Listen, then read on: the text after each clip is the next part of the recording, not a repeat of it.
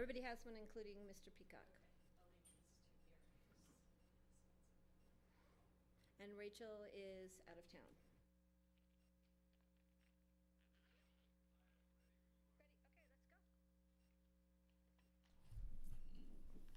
Ready?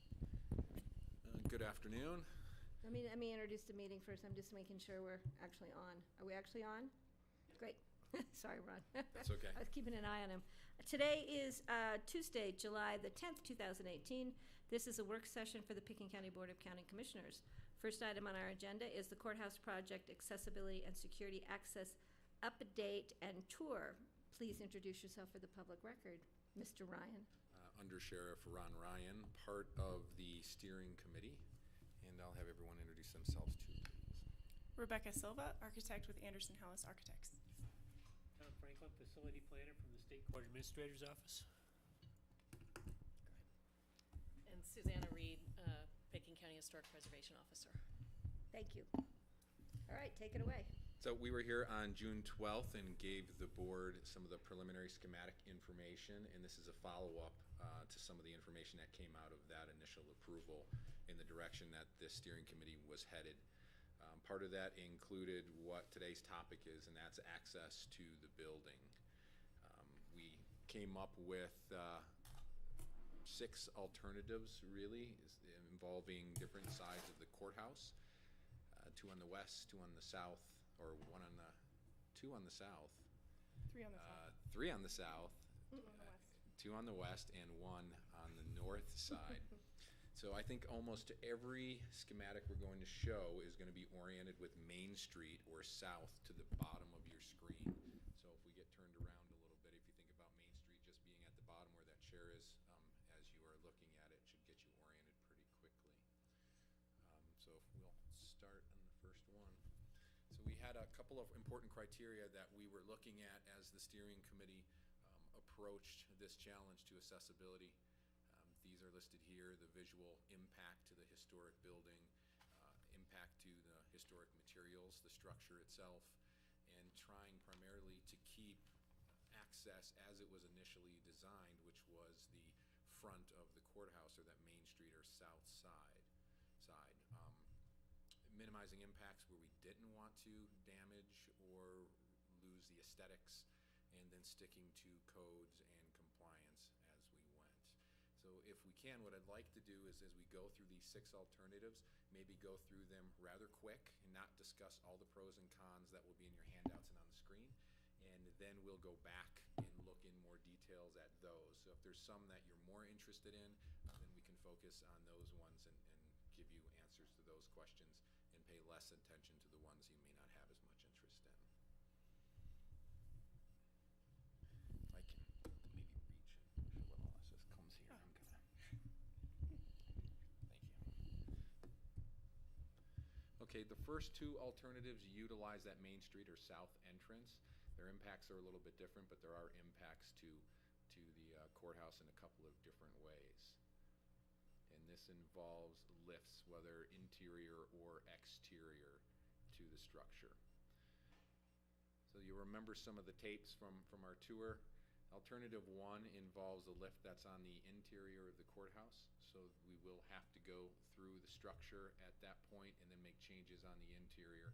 On that right photograph where that yellow tape is, there'll need to be changes to that wall to allow for people who are accessing the lift to get into the rest of the public area and then queue up for the security entrance. Looking at it from above, the majority of the public will be entering this way, whether it's by the stairs or using that lift. There is an example of what that lift may look like in that inset picture as one of the possibilities. So after utilizing the lift, you go into the interior of the building through that widening that we'll have to make through that window, make it more of a doorway. We'll enter the lift, go up into what is now Sheriff DeSalvo's office, and then come out and queue back up with the rest of the public. So again, we'll come back and we'll go into more details about the pros and cons of each. then a potential security layout that we would have for this alternative is everyone would then meet at that main lobby entrance, the Main Street side, the main entrance, and that is where security screening would take place at that point. Exiting would also take place through that same area. Oh yeah, I can use this too for anybody watching on TV. Then exiting would also take place through this same Main Street area. So we would have inflow and outflow and the security screening happening within this area here. And something to point out, those dashed lines would be some sort of security rope, not a solid barrier. So alternative 2 uses a lift as well, but this is the external lift. Instead of the lift itself being inside the building, it would be on the exterior of the courthouse. So the flow remains pretty much the same. What's different here is that exterior lift. There's an example of one in the inset there.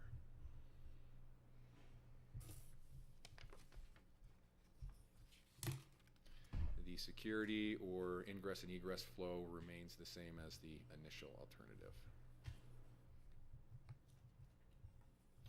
So alternative 3 is the ramp that we had referenced. The ramp has to be fairly significant in size for the climb that it's going to have to make. It still utilizes that Main Street or south entrance to the courthouse. And you get an idea from the tape of what that footprint will look like.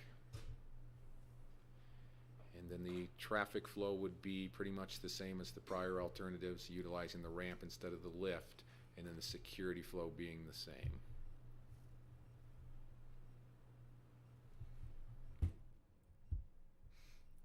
Okay, alternatives 4 and 5 will utilize the west entrance, the Down Valley side or the Galena side.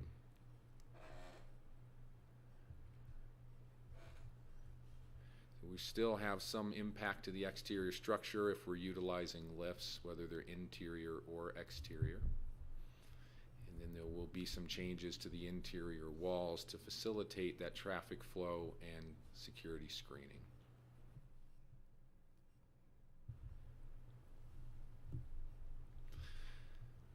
That's a lot of arrows, which is, it's not one of our favorites. We lose a lot of control and traffic flow and in security when we have this much motion going on. Whether this turns into an external or internal lift, if we went this route, it does make it much more difficult to get people around through screening and their ultimate destination within the courthouse. And this was the location of those new openings in that masonry wall in that main hallway. Can I ask a question now, or you want to? Sure. I'm just curious on that one. Maybe you'll address it, but my question is, you'll need security with the lift, but couldn't you also then use the main front entrance and have another security for everyone else who does not need to utilize the lift?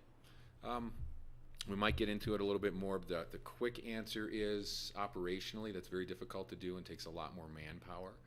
And I know that it's more appropriate to use a primary entrance, whether it's for accessibility or general public or whatever it is, try to drive them in and out of the same place. Is that correct?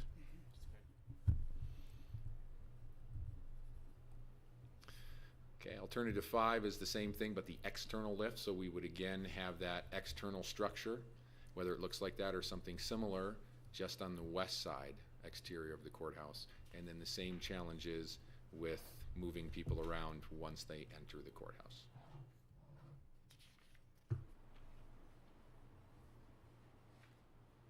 And then alternative 6 is the one that we would utilize that north or back of the courthouse entrance.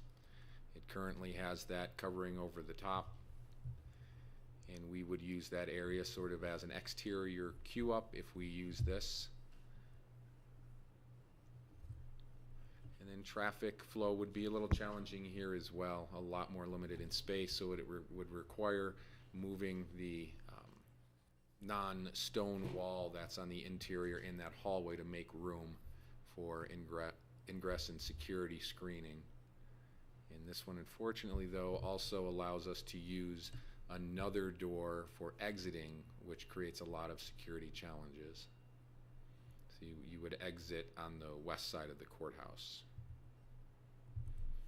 Only, but if you had to use the lift, you'd have to, you couldn't get out that way because of the stairs, so you'd have. If we went with this, there wouldn't need to be a lift because this would all Oh, yeah, come but in how at would grade. the people that had challenges entering and exiting the building, they would have to go out the way they came in, and they couldn't use the west side exit? Correct. We would have to divide that Have to into figure having that an out. exit this way. And maybe if we're doing that, we could also figure out how to get people out that same way that weren't accessibility challenged.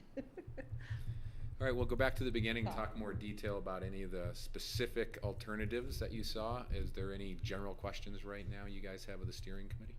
Steve, go ahead. On the ramp on the south side, why does the ramp not come right onto the landing where everybody else comes up the stairs and then in the door? Because that would make the ramp, the whole thing a little bit shorter by 6 feet or something. Good question. I think our architect rep could answer. I think it would. It would, and that would be an ideal situation. However, there's actually the landing. How did you get a?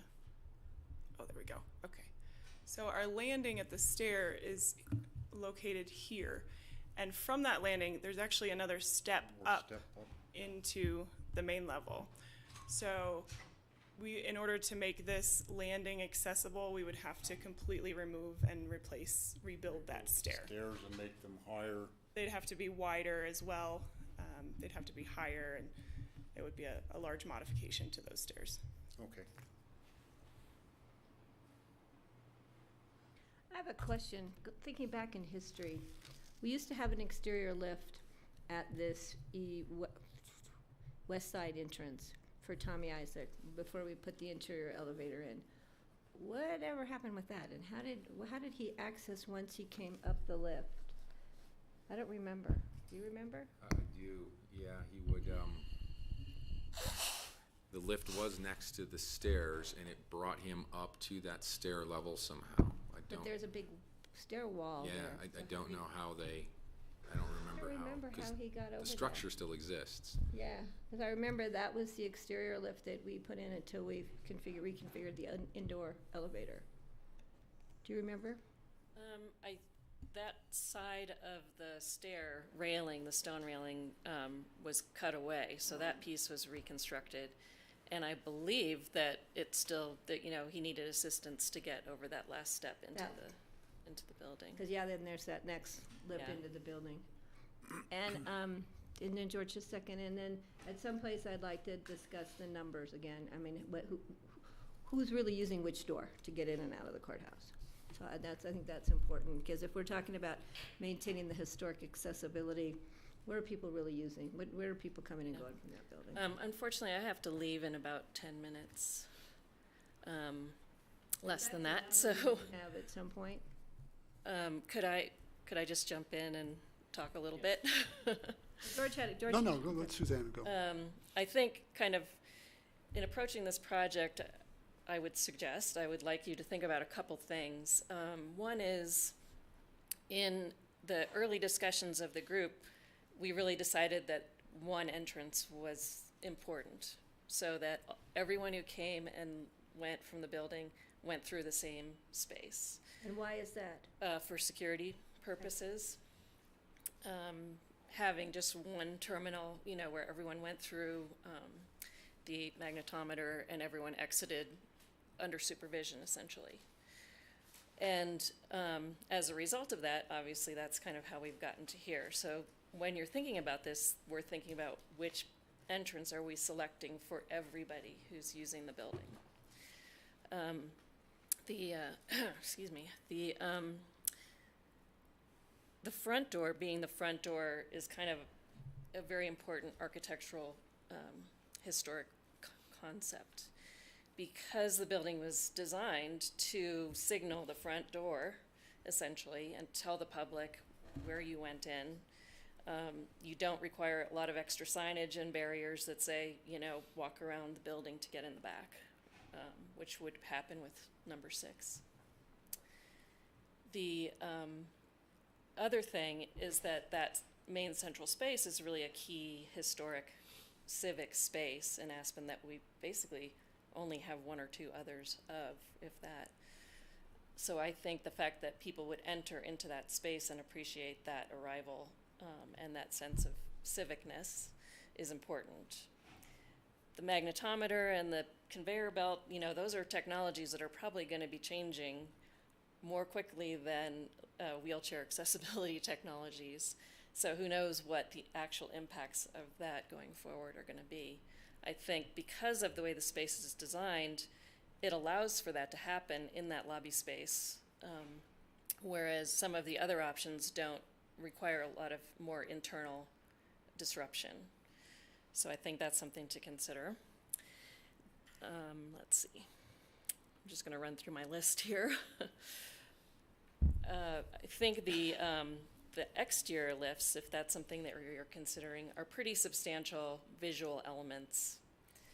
They do a lot of substantial, they require a lot of substantial alteration to the exterior of the building and compete, I believe, with that sense of the symmetry and the sense of hierarchy of the facade of the building, which is really important in this building.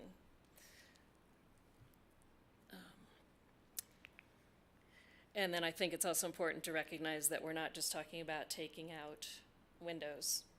We're actually talking about increasing the size of openings. And one of the other concepts when doing preservation for accessibility is the idea of reversibility. How easy would it be to go back and fix this at some point in the future when the technologies change? So some of those alterations to the upper portions of the building are going to be much more visible and much more impactful in terms of the reversibility of those alterations. Let's see. And I think the 2 kind of downstairs options with the lift require alteration to stone and brick, but they're areas that are much less visible and much less area overall. So those repairs would be easier to make in the future. Which options are you referring to here? I'm talking about option 1 and option 4. The interior lifts on the front and on the side. Yeah. And I think, this is not really a historic issue, but on the side, the issue really is that sucks up a lot of interior space of the building that could otherwise be used for functional purposes, both on the ground level and on the main level. Did I miss anything that we had talked about? No, that was good. So I think that, the front door is something that the city is very serious about in all of their historic preservation projects.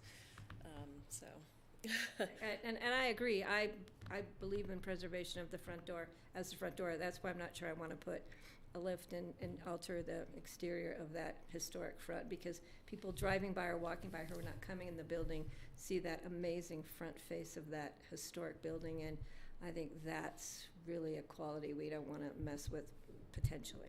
I'm not quite there yet, but it's kind of, and I agree with you on the exterior lifts. I think that would have a huge impact to the exterior of the building. But George, you had something, did you want?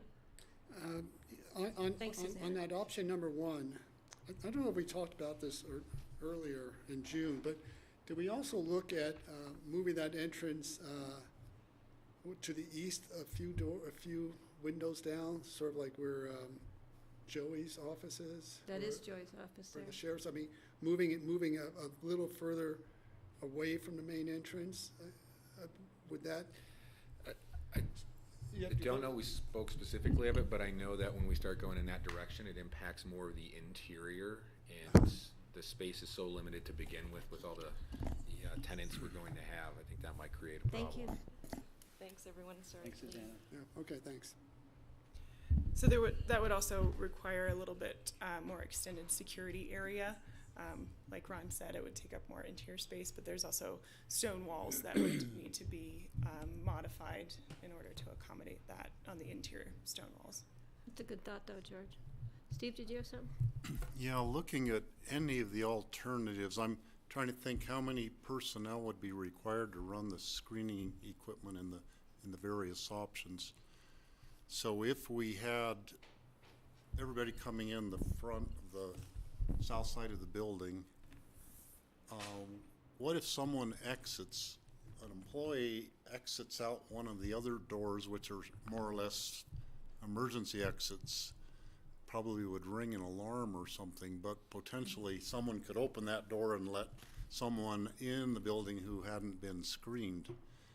And is there going to be extra security that's required, like an extra person on duty for checking all those other doors at periodically? Generally, it takes about 3 people to run one screening position. So take about 3 to do that efficiently and make sure we're covering our bases. At this point, I don't envision that being deputies running that. There's not appropriate use, I think, of that manpower, and we would still have that sheriff's office presence inside the building providing a general court security too. And there are operational means by which, you know, training and alarms that employees know they may be able to come and go through another entrance, but they can't let other people in, and that is primarily the way I think we would solve that. I might address that as well. In other courthouses where we have a single point of entrance, the employees are allowed to use the other doors, but they have card access on these doors, and that's for leaving and coming and going. So before they would exit the building, they would swipe a card to get out. Otherwise, there would be an audible alarm. That's what they do in Garfield County. And they have that one entrance on the side that goes through the one hallway to come back and around to come into the building. I myself, I think, can eliminate the ramp in the front, the nice blue tape taking out that beautiful pine tree, which we are not going to do, I hope, and the exterior lifts. So I would really like to concentrate myself on, I understand Susanna's position about the entryway and people could see it, but I still feel that by putting the security in that space detracts from that space. We do hold occasionally events in that are historic events. Not often, but we do. Plus, I think people would be distracted, no matter how small the equipment may be, you're still going through security. It's not like you're walking into that amazing space. When you can look at the railings and the posts and just that whole concept of the building. I am a little leaning more towards, I know we have interior space issues with the west side entrance with the interior lift and security, but we have to remember we're opening up that entire courthouse for the courts to use, and so I really don't know how much of all of that space the courts will use once they have all of that building, and that maybe it's appropriate to use the current treasurer's office for our security screening, keep it out of the interior beautiful historic hallways. But I don't know where the rest of the board's gone on this, so. Could I mention Greg? Yeah. 2 things? One is just a reminder that with alternative 4, the internal lift at the side, that would require a new opening in that hallway, Right. which would change that the character of the interior. The other thing on the City of Aspen's historic preservation guidelines also state about the front door is the front door, that you need to preserve the historic circulation and approach to the building, the historic use and approach, which that south is the primary facade. And I will take the city's recommendation under consideration. Okay. in I just my wanted to decision. make sure that Yeah, that I know, was- and it's the county courthouse. Agreed. Greg, and then I'll come back to you, Steve. I'm sorry, I wasn't here for the last presentation, so I may be playing catch-up a little bit. I just wanted to confirm the number of times we're going to need 3 security personnel here, so anytime the court is in session, and I'm going to assume that's 8 hours a day, I think 300 it's, days a year. yeah, anytime the courthouse is open. Anytime the courthouse is open, or anytime the court's in session? And I'm just wondering, what are we looking at in terms of employees? We're really looking at a 9 to 5, 5-day-a-week operation. For 3 additional people to run this thing? That's right. Per entry, is that correct? If we ended up with some sort of hybrid an entry in the rear and an entry in the front, are we gonna have twice as many people then, 6 people? That's per screening station, so if we Per did screening. have some type of access, we wanted to ensure security, it may not take 3 more people, but it's definitely an increase in manpower on a regular basis. Got it, thank you. Steve? My first take on everything is to eliminate the ramp on the south side, eliminate the exterior lifts. So that gets us down to 3 potential options. I am wondering if we could have the main entrance, or the only entrance for the public, to be on the west side, and not the main stairs off of Main Street, but off of Galena Street, have that be the main entrance, so then and maybe move the lift closer to the stairway, so it'd be more like what we're looking at on the front, but have the people going up the stairs and on the lift coming into the same place in the hallway, then they'd go through the security. So the security wouldn't be in the main lobby of the courthouse, but would be down the side hallway, and it'd be less, it would preserve that big open space for receptions and things to be held.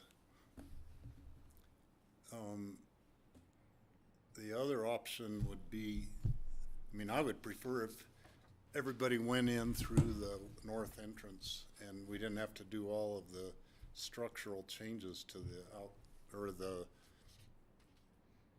aesthetic changes to the outside of the building. Just have everybody go in that back door and have the security down there. And I know it wouldn't be like a grand entrance to the courthouse, but it would preserve the exterior look of everything.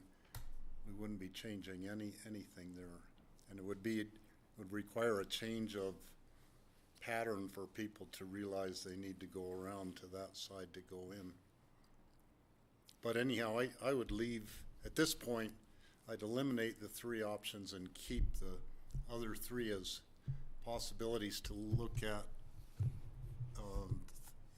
think about them more, maybe look more at the pros and cons of the 3 remaining in my mind. So you're thinking 1, 4, and 6, right? Yeah. George? So the challenge that presents us is more than just ADA requirements. If it was a normal, different type of building, we wouldn't have a lot of these issues.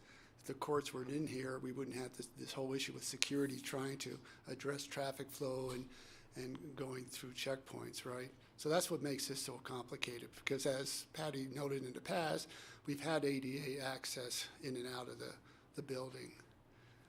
But the security is what really poses this problem. Looking at these choices, I'm going to really agree with Suzanne. I think that the front of the front of our Pickens County Courthouse, that is our front door, and the lift, I would use option A on the lift, which I think would have minimum impact, although it will be impactful, but be minimum going down versus going up, right? Alternative 5, is that the internal, no, alternative 4, sorry. He's looking at alternative 1. Alternative 1, but using the first one lower down, right, versus the higher up. I think that, this conversation about we've had receptions in the past of this building, well, we have, but we've got a whole new building now. And I think that's going to be much more appropriate to have receptions in our new building than in a building that is now going to be dedicated to the courts. So I'm not that concerned about reception. And in terms of, so people who are going to be going into this building, for the most part, are going into the courts. They're not, there may be an occasional tourist who wants to tour through the building, which is great. It's like going to the U.S. Capitol building. You got the front door, you go through your security, then you can wander around for those who want to. But this is really a court building now. It's no longer a building that the general public will normally use, accessing the sheriffs, the assessors, the treasurers. It's going to be for court pending cases. So, given that, I think that I would go with being able to, if you could just flash on the very first picture, being able to use, You're talking about the yellow line. No, just the facade, yeah. I mean, Okay. that is really the entrance to a historic building, and to try to route people around the back or the side, we're not really doing justice to Our Lady of Justice there, because that is going to be the scale that you're going into a facility housing the courts. So it's not great, I understand that, it's not perfect. And I think in terms of that lobby, as was noted, I think technology will probably change in the next several years, decades. That security will probably be a little less obtrusive, smaller, and so we would have the ability to adapt that without having to be worried about tearing out walls and then perhaps replacing walls. So with that, those are my comments. Well, it goes back to my question about numbers. How many people use the front door? I think more people view the front door, walk by the front door, drive by the front door than use the front door. So that's why I think preservation of that front of that building is critical for the people who drive by or walk by or coming through our town and see that amazing historic picture and take pictures. I think messing with the front of the building is a real issue for me. And I think I'd like to know how many people use the front door today to access the courts and how many people use the side door. And I think you'll find, from what I've observed spending a lot of time, because I'm only live 2 blocks away from here, how many people use that side door versus the front door? I can try to gather that information, Patty, but I think it's going to be fleeting too, because as the services provided have changed already in that building, and even things like parking on Galena, Right. There's no more VIN inspection parking and stuff like that. It might naturally force people that way, but we can figure out what it is currently. You have a good point there, but people will now be parking in the parking garage, walking up and passing that side door to go around to the front door when they're right there, and I think that's why that side door is utilized a lot more. And I think the more photographs and the more visual appreciation of that building come from people standing outside the building on Main Street. And that's important to me, is that historic preservation and period, that historic preservation. So, and I understand the needs for security and the interior redesign of the building and it taking up court space to accommodate the new security systems, but you don't enter the Garfield County from the original front door. You go in the side door for their courthouse because it made sense for whatever reasons for their interior design. But that's a big issue for me, I mean, I've walked by that building more times than you can imagine, and every time I stop and look, and it's amazing, especially that little columbine that grows out of that little box out there in front. Every year that darn thing comes up and blooms, and I don't want to mess with that either. So you don't want me to take care of the Columbine? I take care of it, actually. Greg, did you have any more input? I think Steve asked an interesting question, is why couldn't the internal entrance lift on the west side not be closer to the staircase? Somebody mentioned a water line under there, so that probably increases Yeah, the water line the runs right expense. up between where the line was in the staircase. Yeah, kind of where that planter It is. moved laterally and went through the brick wall. Or Yeah, through so it's our understanding that it's directly to the south of where our walkway would be, so that would be disturbed by the new foundation for that. The other thing we were trying to avoid is providing a new opening. We were trying to utilize the existing windows Existing window. that are already in place, rather than creating an Right. entirely new opening in the facade. Can you tell me a little bit about landscaping and screening on the front entrance? Say that, it does seem to me, and tell me about the parking plan for Galena Street, because it seems to me a disabled vehicle would pull right in there and have access much more readily, even to the back of the building or the side than the front. Nobody's going to pull up right in front on Main Street and park, are they? For There's no very long? parking. There's no parking. It's almost like keep moving. So they're all going to pull in. If we want it to make it more accessible, it seems as if people would enter from the west side. So that's one thing I'd like to bring up, is that I would love to see exterior views. What would the front of the building look like with this internal entrance next to the front door? If it's screened by a tree or a bush, would people even know it was there? As much as I can't, I'm having trouble visualizing doing anything to the front of the building, I have to say, but I want to know what's the plan for screening something like this so it's, people know it's there, but it's not visible? So you have a ramp and access. Moving the lilac bush Moving farther lilac away bush from the toward building, it would street, still block it. Yeah, but then you wouldn't have access to where you want people to access because you'd have a bush in the way. Well, visually, it would be from the street. I would love to inquire about the, is moving the water line, relocating it so we could put the entrance closer an option at all?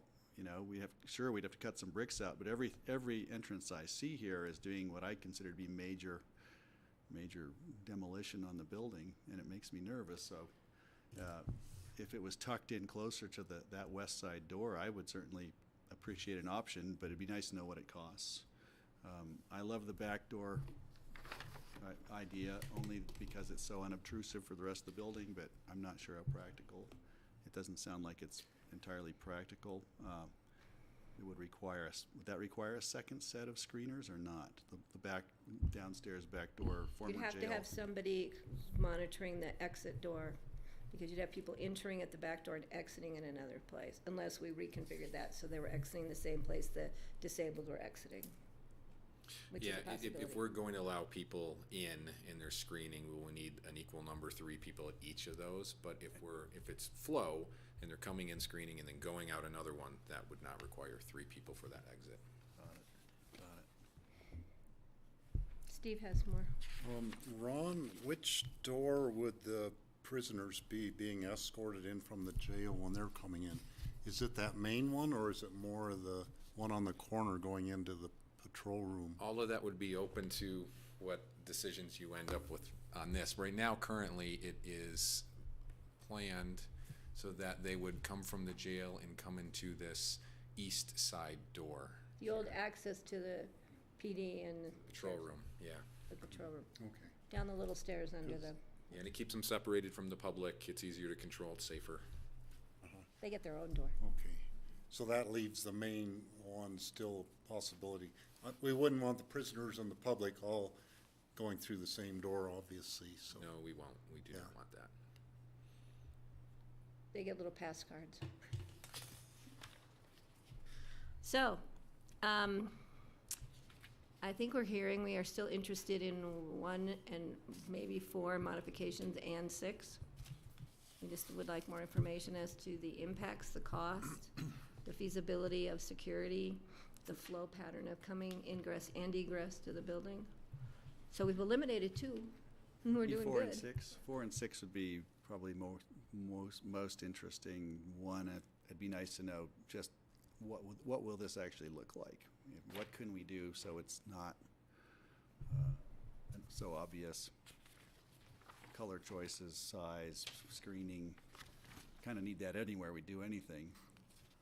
Because it's a historic structure, the facade's very, very important. And I do understand the position of the front entry, and that's the grand historic entry.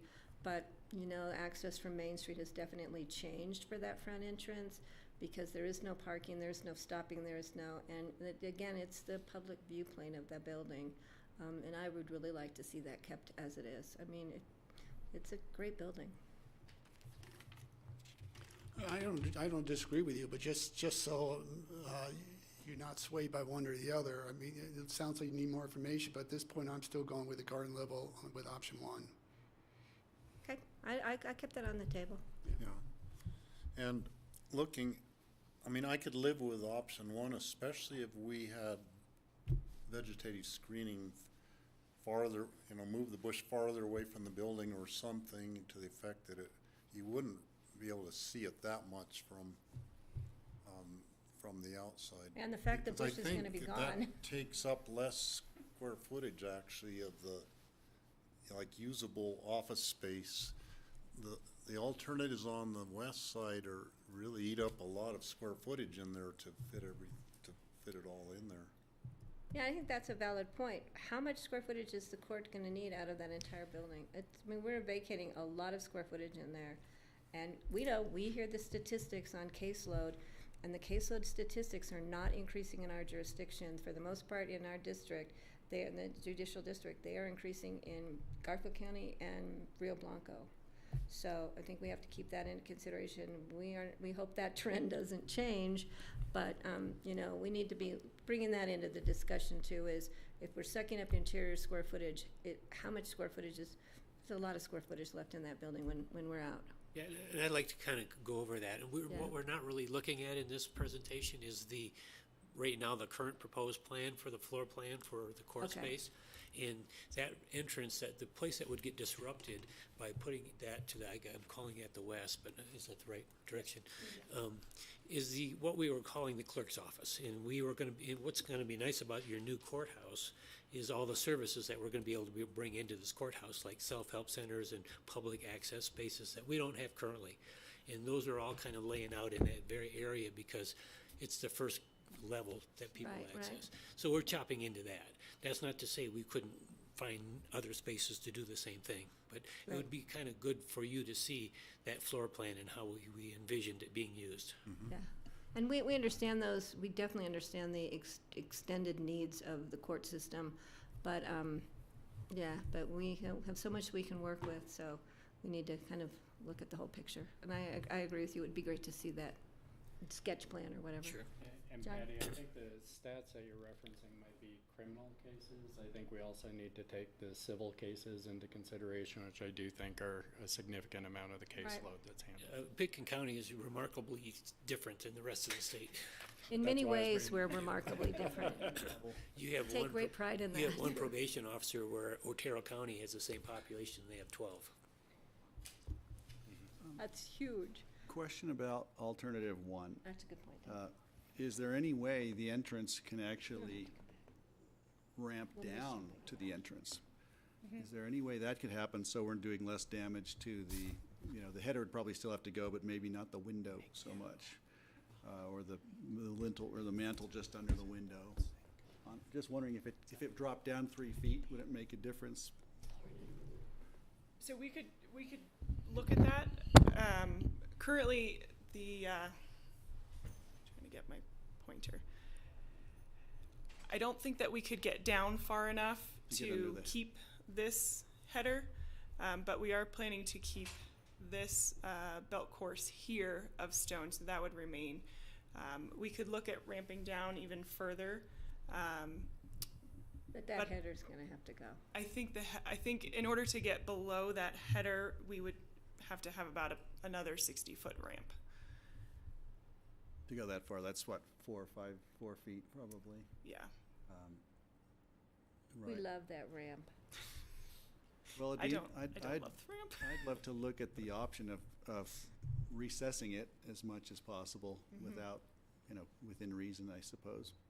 If that's something we could look at, and then screening it, maybe that's the internal flow makes the most sense. Okay.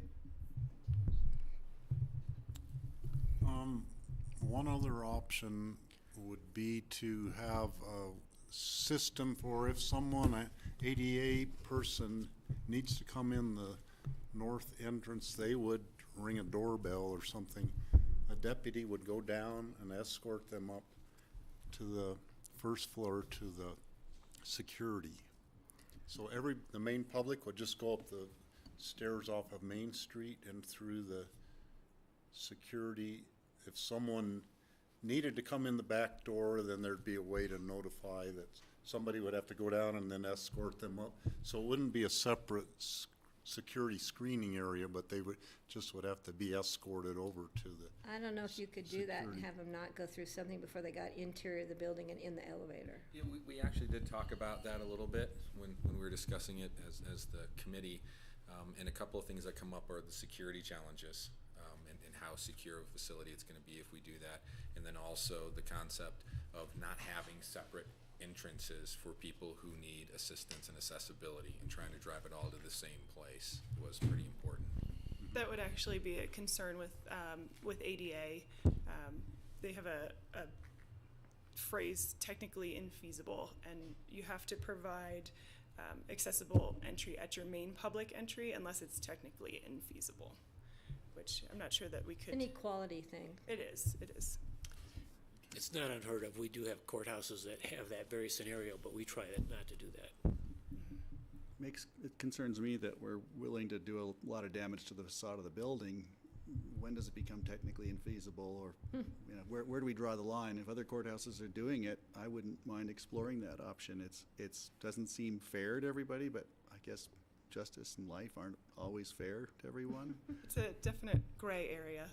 Technically infeasible is not defined very well in ADA. Yeah, and But I Greg's think- got a point. When you're impacting the historic integrity of a building that old and that precious, you know, an asset to us, that's an interesting question.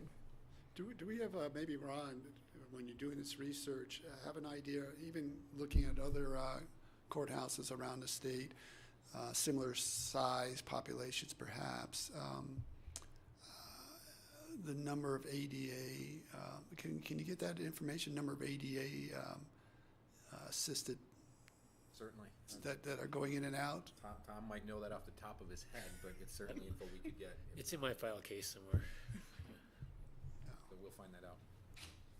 Yeah, because Yeah, interesting. I've it's- never heard you could kind of tweak your ADA based on historic data of how many ADA users enter and exit your building, but that'd be interesting. yeah, and even what we should have numbers for our current building, which has multiple uses right now, so it'd be sort of interesting, just following up on Greg's idea, suggestion.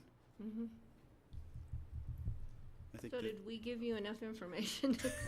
I'm almost to the end of my page of paper. I've got more. I have more.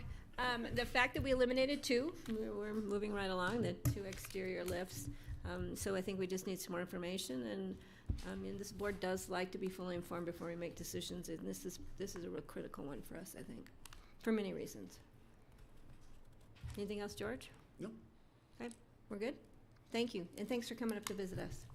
Thank you. Thank you. Thank you for all the careful choices you've put in front of us. I understand how it's a complicated puzzle. Yeah, it's our pleasure. Thank you. Thank you.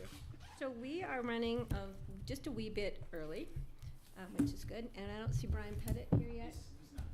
Brian Pettit is not going to be here, so we can cancel the next item on our agenda. Do we want to move into that next item, since we do have the presenters in the room? Hands here, yeah. Off and down, we got the heavy hitters. Okay. Why don't you gentlemen come forward and introduce the next item on our agenda is the Rafton Mill Levy polling results. And I think this is a lot of the same information we heard at EOTC, but just bringing it back to our attention, or is there new? Please introduce yourselves for the public I'll record. get us kicked off, and then the board will have to pardon me. Okay. I'm due back at the airport in a few minutes for. Oh, that other meeting that's going on there. So I'm GR Fielding. I'm filling in for Brian Pettit today. He's out of the office, and today you do have the RAFTA Destination 2040 work session. We have Dan Blankenship with RAFTA, Ralph Trapani with Parsons, and I didn't know if David was going to be joining you gentlemen or not. I think he's, will be in a little while. But yeah, I do believe that they have looked through the slide deck and pretty informative of what all will be involved in pushing forward RAFTA into the future. Great. Thank you, GR. I'm Ralph Trapani with Parsons Transportation Group. I'm on the blended team. Good afternoon, everybody. Commissioner Clapper, if you'd like, we can start. Yeah, I think we're ready to go. All right, great. George just George stepped has up at. heard it a lot of times. I think he left. He could give this presentation probably, so. I think that, yeah, if somebody could just address my question, is there new information coming forward from what we heard at EOTC recently, or are we just bringing it back again for our own little discussion? It's actually both, Commissioner. Oh, There's great. some new information in here that you haven't seen. Okay, so. great. But there will be some things that you have seen. So Okay. let me go through, and I'm going to try to go quickly because Okay. I think most of you have seen it. I'll go through the RAFTA funding history, the no mill levy alternative, a project list update, capacity analysis, a quick summary of the board retreat. Then I'll go through a new scenario and talk a little bit about polling results and leave plenty of time for discussions. Great. So you all ought to have this memorized by now, but we're in the purple. We're in the purple zone in phase 4, stage 4, in establishing the financial plan, working hard on the identification of new revenue sources, which in this case is a mill levy initiative, possible mill levy initiative.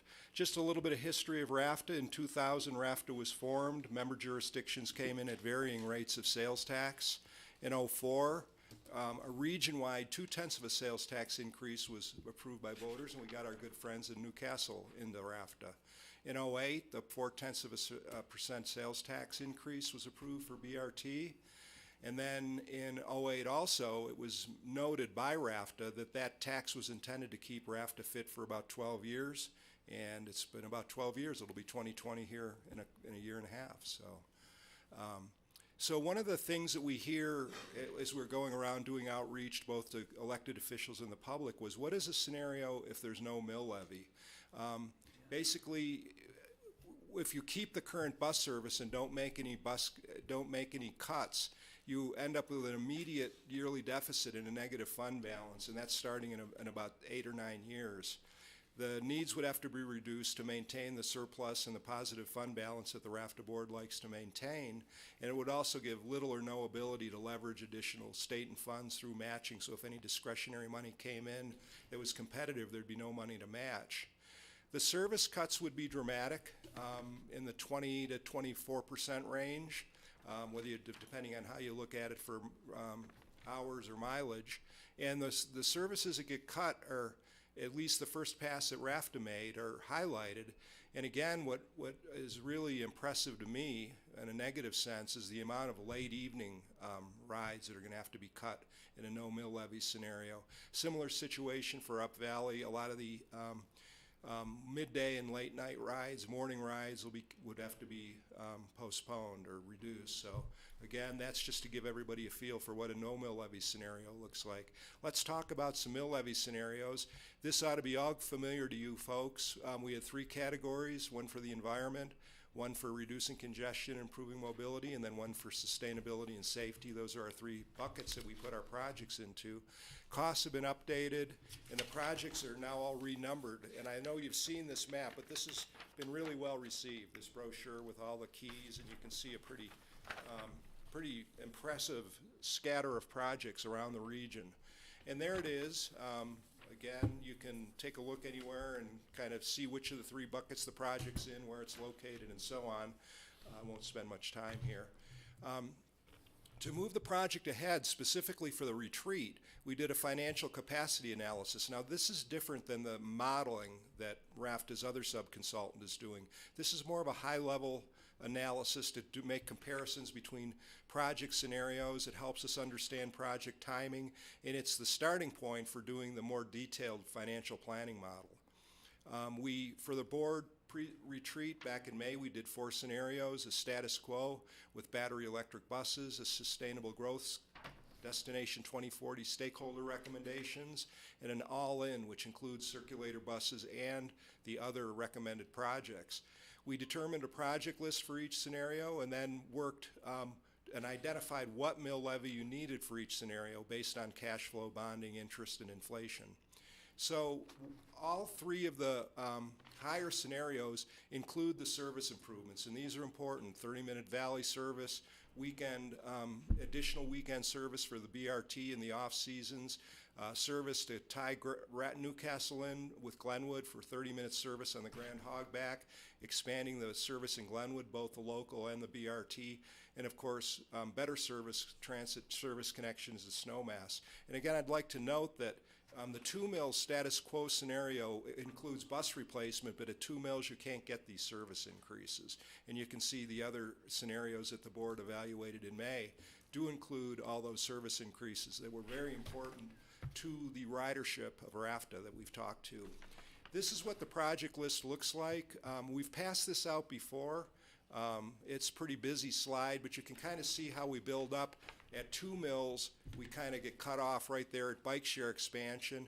At 3.55 mills, we get down the list pretty well. And then at 3.65, which is what the board had asked us to continue pursuing, we get basically everything but the circulator buses and some higher level improvements out to the Rio Grande Trail.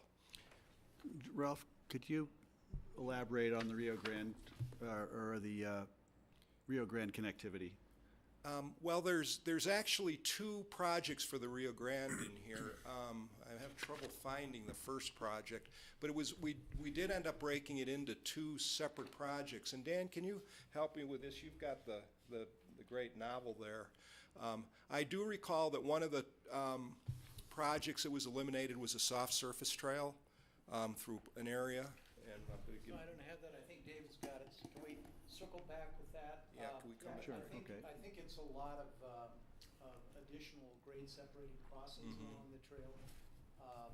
The lower costing project had to do with ongoing maintenance, repaving of the trail. That's where maybe some enhanced connections, but the bigger costing version of that, thank you very much, is has to do with, I think, more grade separation of trails and roadways, like at like County Road 154 and that sort of thing.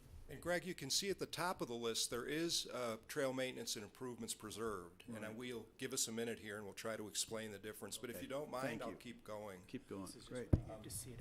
So the board retreat was very successful. Coming out of that retreat, the board felt that 3.65 was a number to continue working on. And that, of course, went into the detailed financial model, which, of course, showed that cash balances, debt ratios, and all that stuff were in line right through 2040. Subsequent to that Yeah, I think so. direction we got from the board, we got some additional information based on the polling and some other items. So we've evaluated a 2.65 mill levy scenario. And Madam Chair, this is what's new today. Okay, I'm going, okay, 2.65, and Yes, we, ma'am. because there's no information, I love the breakdown, just real quick, that you gave on how much you pay for the 3.65. So there's nothing for 3.55, so you're gonna show me 2.65. Yeah, we'll go through that here. And if I could just back up to Greg's question real Yeah, quick. Okay. The trail project that didn't make the cut at 365 was a grade separated crossing at State Highway 133, one at County Road 154, a connection to Iron Bridge in West Bank, a connection to Crown Mountain Park, a bridge connection from Rio Grande Trail to Brush Creek, Catherine Store Bridge river access. So a number of significant infrastructure type projects. thank you, Dan. Thank you. So 2.65. So 2.65, let me set the table here for you all. It does respond to the latest polling results. We did ask the question in the poll, and we gained a few no's and undecideds went to yes at 2.65. It constrains the Destination 2040 project list, and I'll get into that in some detail. It is a much more constrained list. It assumes GMF expansion project is funded 50-50 by the 2018 statewide transportation ballot initiative. At the last DOTC, Commissioner Richards made some very compelling points about the need to reasonably look at the melding of these 2 potential revenue streams to, number 1, to keep from confusing the taxpayers, and number 2, to look at what that statewide initiative could do for us. So this is important. This took a pretty big chunk of money out of the raft of contributions. So, and I'm sure Dan will want to talk about that when we get into the project list. But what's very important is it does preserve the service improvements, and we'll show you kind of how that looks here in a minute. So the assumptions are we used a 4% average annual increase in assessed valuation, and basically it's floating between 3 and 5, so it's assumed now to be 4% for the purpose of this analysis. We've taken a 5% reduction in existing BRT service. That's a placeholder. I'm going to call this the Commissioner Childs optimization. This is a result of Steve, you watching all those BRTs go by at midday while you very patiently waited for your local bus. So RAFT has taken a look at some reductions in those periods. Reasonable thing. It's looking at a lower residential property tax assessment rate. We've received information that effect due to Gallagher Amendment in 2019. It's going to drop from 7.2% to 6.11%. So this is a more accurate scenario. That's just occurred in the last couple of months. And we are reducing the expansion buses by about 6 to get this to fit in.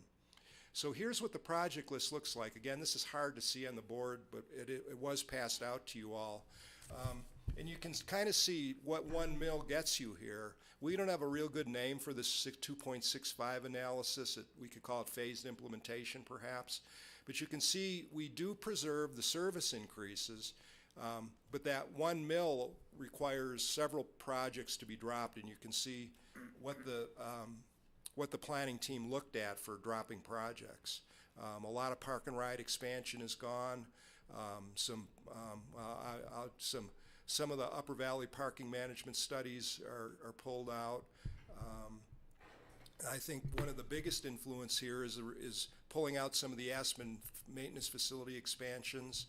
But Dan, I had to turn it over to you because you guys had more detail on that list. So. Okay, well, thanks. I think as it relates to the Glenwood maintenance facility, where we're assuming we'll get 50% of that cost covered instead of 10% covered. We are on the list that was provided to the Transportation Commission for projects that would be funded out of the bonds that would be issued if the 0.62 sales tax is approved. I think it's whether or not that gets approved, it's good to be on that list because we will be one of the projects ultimately that gets some funding if other sources of revenue become available. And George and I and Art Riddle, the mayor of Newcastle, are going to D.C.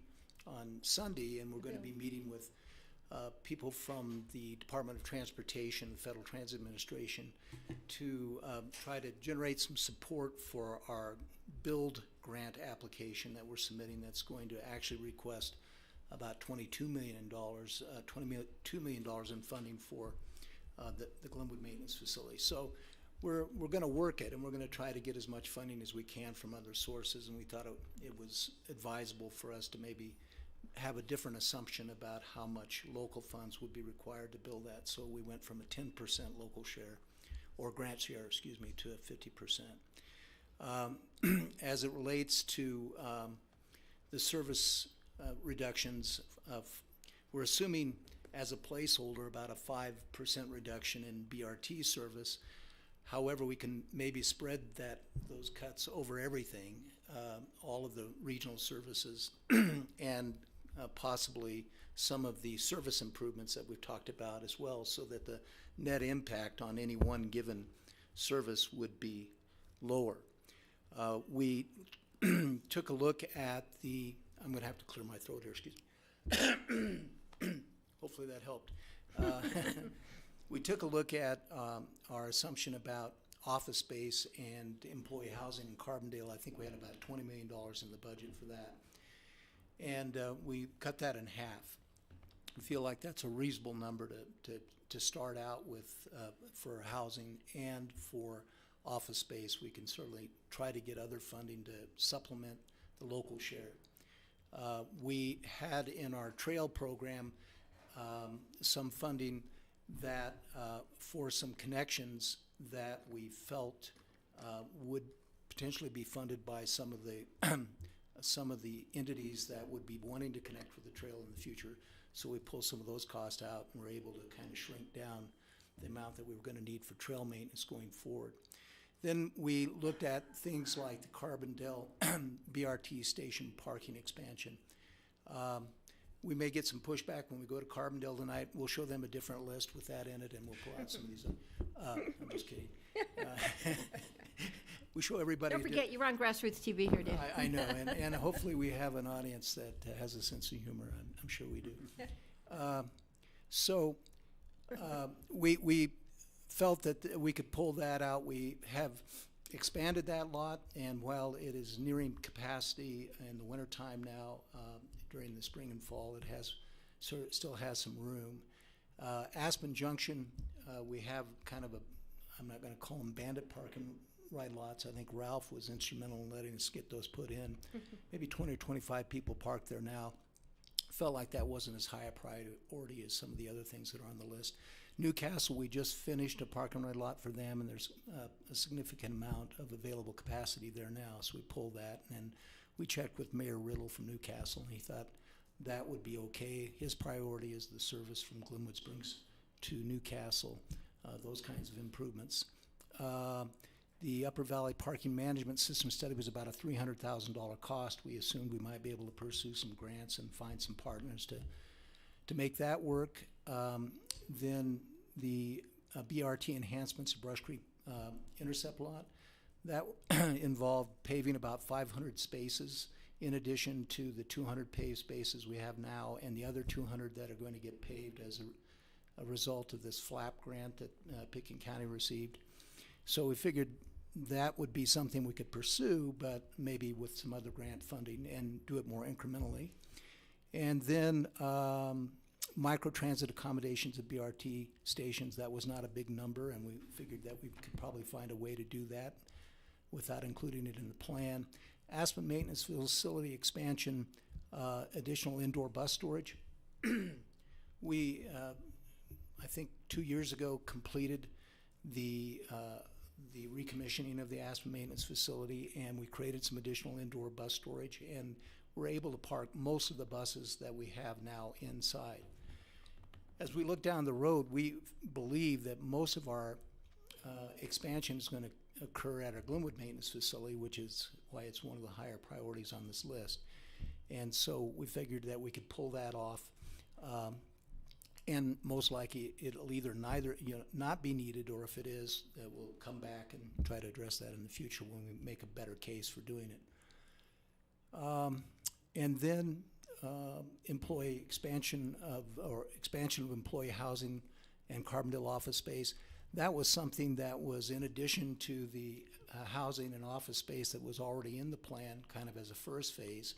And we felt that we could pull that because our need for housing that far in the future is really not something that we have a good handle on. Pedestrian crossing at 23rd Street, we're still maintaining pedestrian crossings at 27th Street and Grand Avenue and 27th Street.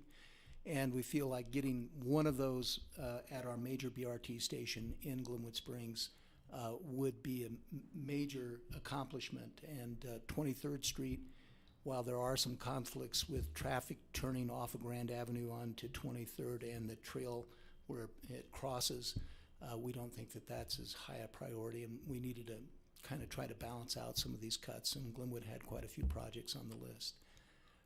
So that's about a quick Cliff Notes rundown of what we did to try to rein this in and get it down to something that was under 3, and as it turns out, it's a full mill reduction, which is about 27%. And I'm not sure if Ralph has the latest slides, but when you combine that with the 6.11 residential assessment rate, it adds up to kind of a significant reduction in the amount of property tax that at least residential property owners would have to be putting in, as well as commercial property owners. Any questions before I get into the values? No, I think this is great information. Will you touch on what that change in residential assessment does to commercial? Because we're hearing that a lot from business owners, that they're going to be hit hard, and this is another hit for them. So I think you did a great job. I think coming down that mill levy is going to be huge, and I think you just garnered my support. Oh, well, great. Commissioner Newman played a leadership role in reaching out to members of the RAFTA board. Bill Ray, who is on our team, has met one-on-one with just about every jurisdiction's representative on the board, and I think the sentiments in general were that while people are supportive of our project list, they are also very supportive of getting something approved, and that 3.65 might be a challenge in that respect. So We talked to George and to Jackie and Markey, and I think Steve Scadron's been spoken with, and Dan Richardson. I think Mayor Gamba may be the only RAPTA board member that wasn't consulted. Art Riddle from Newcastle and Jeannie McQueenie. So we think at our board meeting on Thursday, we'll have this discussion, and hopefully there'll be consensus about kind of moving more in this direction than the 3.65 mil levy proposal that came out of the retreat. And we didn't answer your question, though, Commissioner. We didn't make any change to the assessment rate for the commercial. It's still at 29%. Okay, thanks. Steve, did you have a quick, and then we'll let Yeah, on your new sheet, you're comparing the 2.65 to the 3.65, but then if you look at on the other one that has the 3.55 that had a list of projects, and you're actually including 3 projects on the 2.65 that were not included on the higher level of 3.55. That would be the Lower Valley Trail, the South Bridge, and the Buttermilk pedestrian crossing are the 3 that are included on the 2.65 mil, but weren't included on the 3.55 mil. So, I mean, my take on it is whatever you get approved, you're still gonna have flexibility, and you're gonna still do cost saving where you can, get grants where you can, cut some projects and prioritize some over others, depending on how much money could get passed in the election. Well, a quick answer and explanation. I started out by saying that this 2.65 list responds to messaging that we learned from the polling. We did learn from the messaging that some of those down valley projects were important, the Leva Trail, the ones you mentioned were. So when we did the 3.55, we didn't have the benefit of that messaging. So I would just be a little bit careful about the comparison, but you raise a very good point that allows me to say, yeah, the 2.65 better responds to messaging, I think. Okay. But I had to go That into makes the sense, yeah. amounts, I think, because yeah, go. Let's go. We're good. okay, and these are hot off the press. So at 3.65 per $500,000, it was about, this is 6.11 mil reassessment rate now, so please don't go to your brochure, it's now out of date. The ink's barely getting dry on these Yeah. things before we So have to do at 3.65 for $500,000 actual home value was $929 a month, or $111.51 a year. At 2.65, it goes to $675 a month, or $80 per year. So let me scroll back through Big those difference again. for people. So that's $929 and $111 per year versus $675 and $81 per year.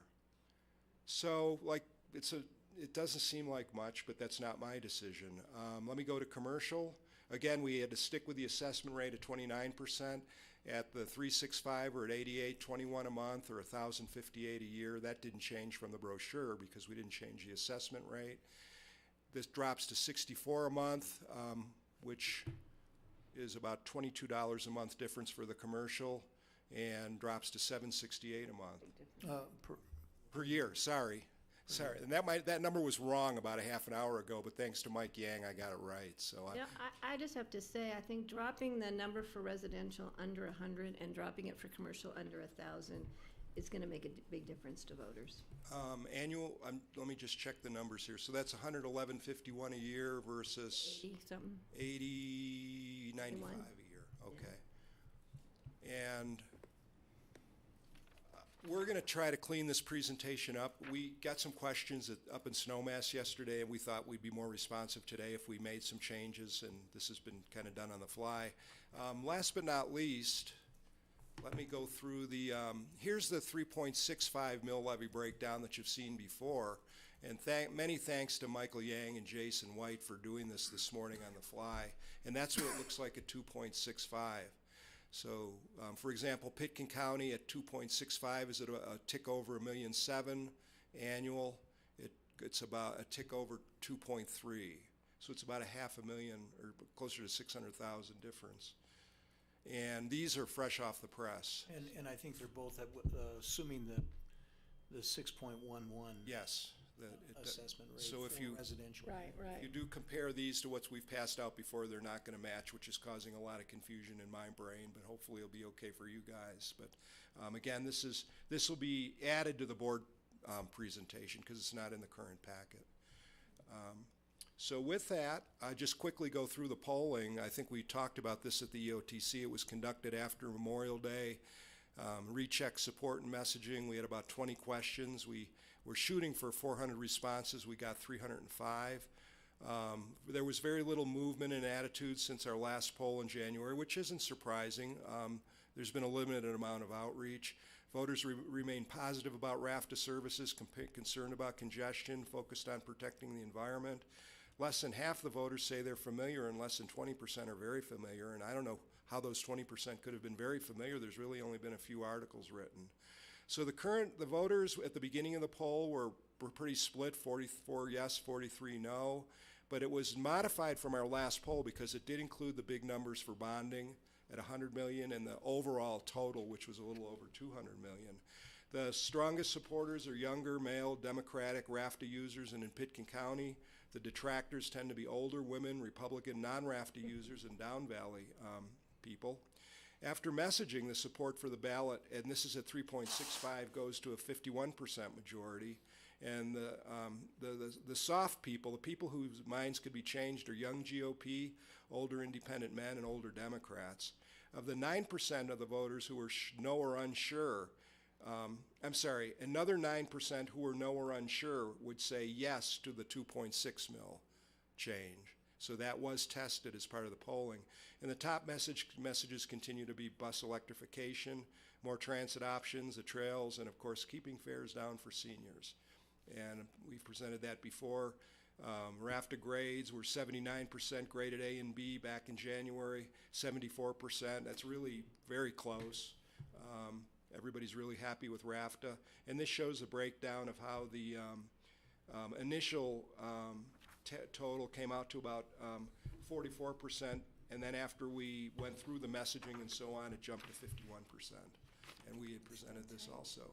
So our next step is we're going to be working on some summer 2018 outreach. There'll be some brochures going out soon. We're going to be doing some pop-up events at the various community events, have some RAFTA people there and brochures. We'll have a technical advisory committee with our planning staff. We had been talking about late July with some of the challenges we've had in the valley. That might slip a week or two now. And of course, it's going to be an important board meeting on Thursday to hash out this new scenario, but the final decision needs to be made on August 9th, and that'll be a public hearing to give everybody an opportunity to weigh in. So that's our presentation for today. Thank you for your patience on that new scenario. I went through it pretty quick, and it's the first time I presented it. So. Any questions, comments? Steve?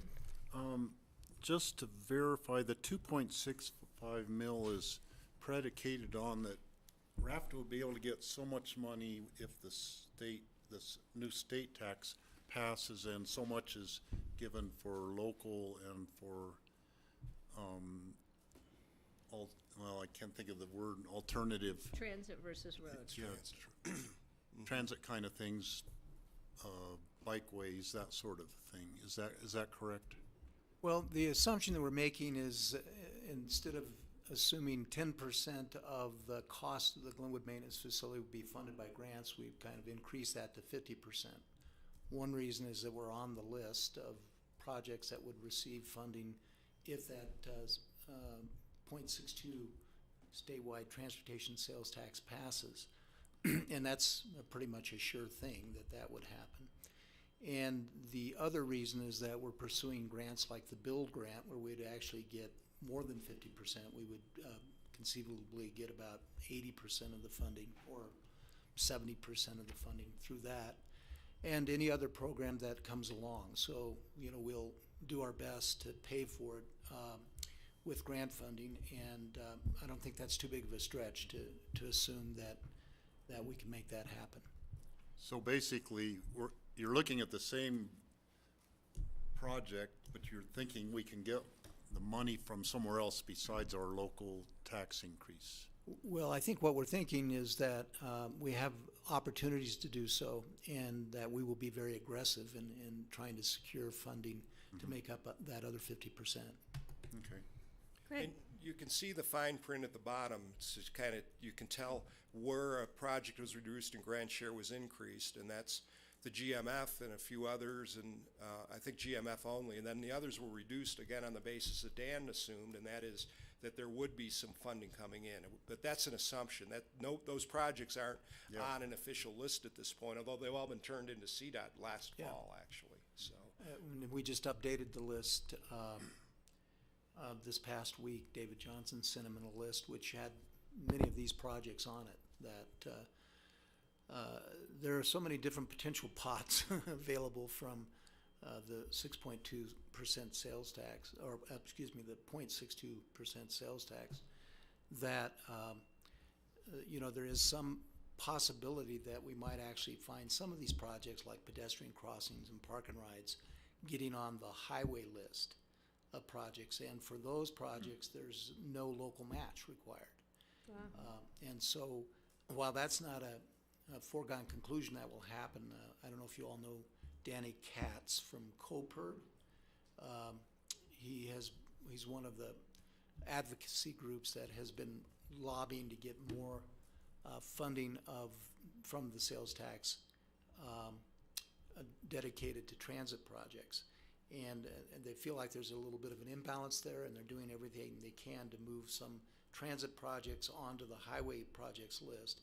And as you look at the highways project list for our region, there's not a lot of projects on it. And so one of the reasons they want to do that also is to sort of garner more support in our region for passage of the sales tax. Greg, please. I was hoping you two could just give me a little bit more elaboration on what's happening with Brush Creek and the intercept lot. In that area in particular, it seemed like that just on going to 2.65, I know we're going to not include, we're back to the Rio Grande Trail connectivity. You mentioned Brush Creek, connectivity to Rio Grande. Is there any more you can tell us? Are there any grant opportunities out there to work toward those improvements at the intercept lot, Brush Creek Road? Because this is what I'm always hearing about. I live in the neighborhood, but somehow that's the... Well, Greg, we have a FLAP grant that we've secured, and we've got funding from EOTC as well. And so that is moving ahead. It may be a little more incremental as those dollars actually come in and get utilized. As Dan said, 200 spaces paved and some other amenities. Bathrooms. So that's going to happen. It just may not be the entire lot at this point, but we've got dollars coming in committed, so. That's good. That's good for everyone to know, and it's incremental, which is fine. And that's why I like the name phased implementation for this. Phased. We put the date on to call it that, but it really is phasing this thing is another way to look at it over the next 20 years.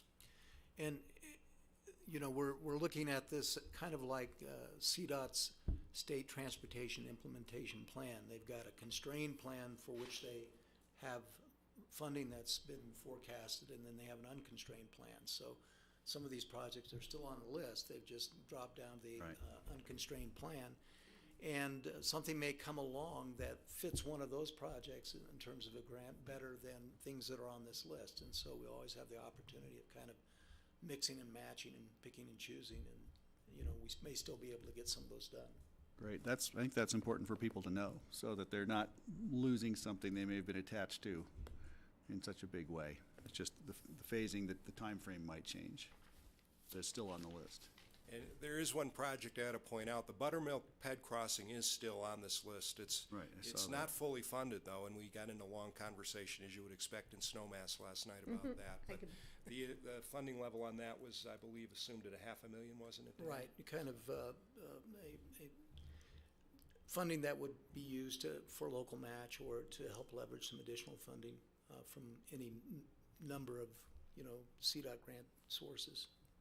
Yeah, and as you said, Ralph and Dan, this is a 20-year plan, and similar to what we do with the Intermountain Transportation Planning with CDOT, we're able to prioritize projects there, projects that are shovel-ready, that have matching funds. Those sort of rise to the top, even though the list is long and lengthy, and I think this would be a similar case here. This is a fairly a complete list. They're not, certainly not nearly, many of them are not shovel-ready. If you take the Buttermilk pedestrian crossing, before we look for any grants, we'd have to make that first commitment to do the engineering of that. So there's steps that you have to move along, and that would be the process I think we would be utilizing. Okay, any more questions? That was great. I like the new information, by the way, gentlemen. I appreciate that. So what I'd like to ask the board is, because we'll be discussing this this week,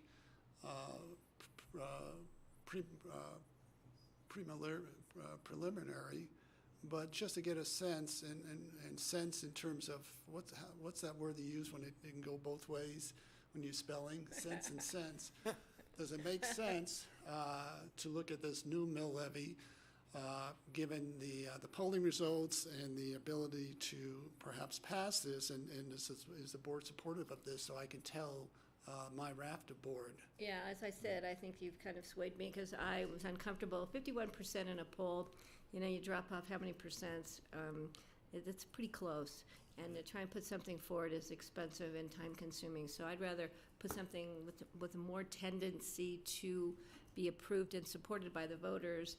And I think this lower mill levy makes great sense, and I think that's something that the RAFTA board and George, they should be looking closely at. And then see what their decisions and comments, they have to bring it back to us again, George, and let us know what their comments, the RAFTA board's comments were, so we can make a decision where we finally stand on this.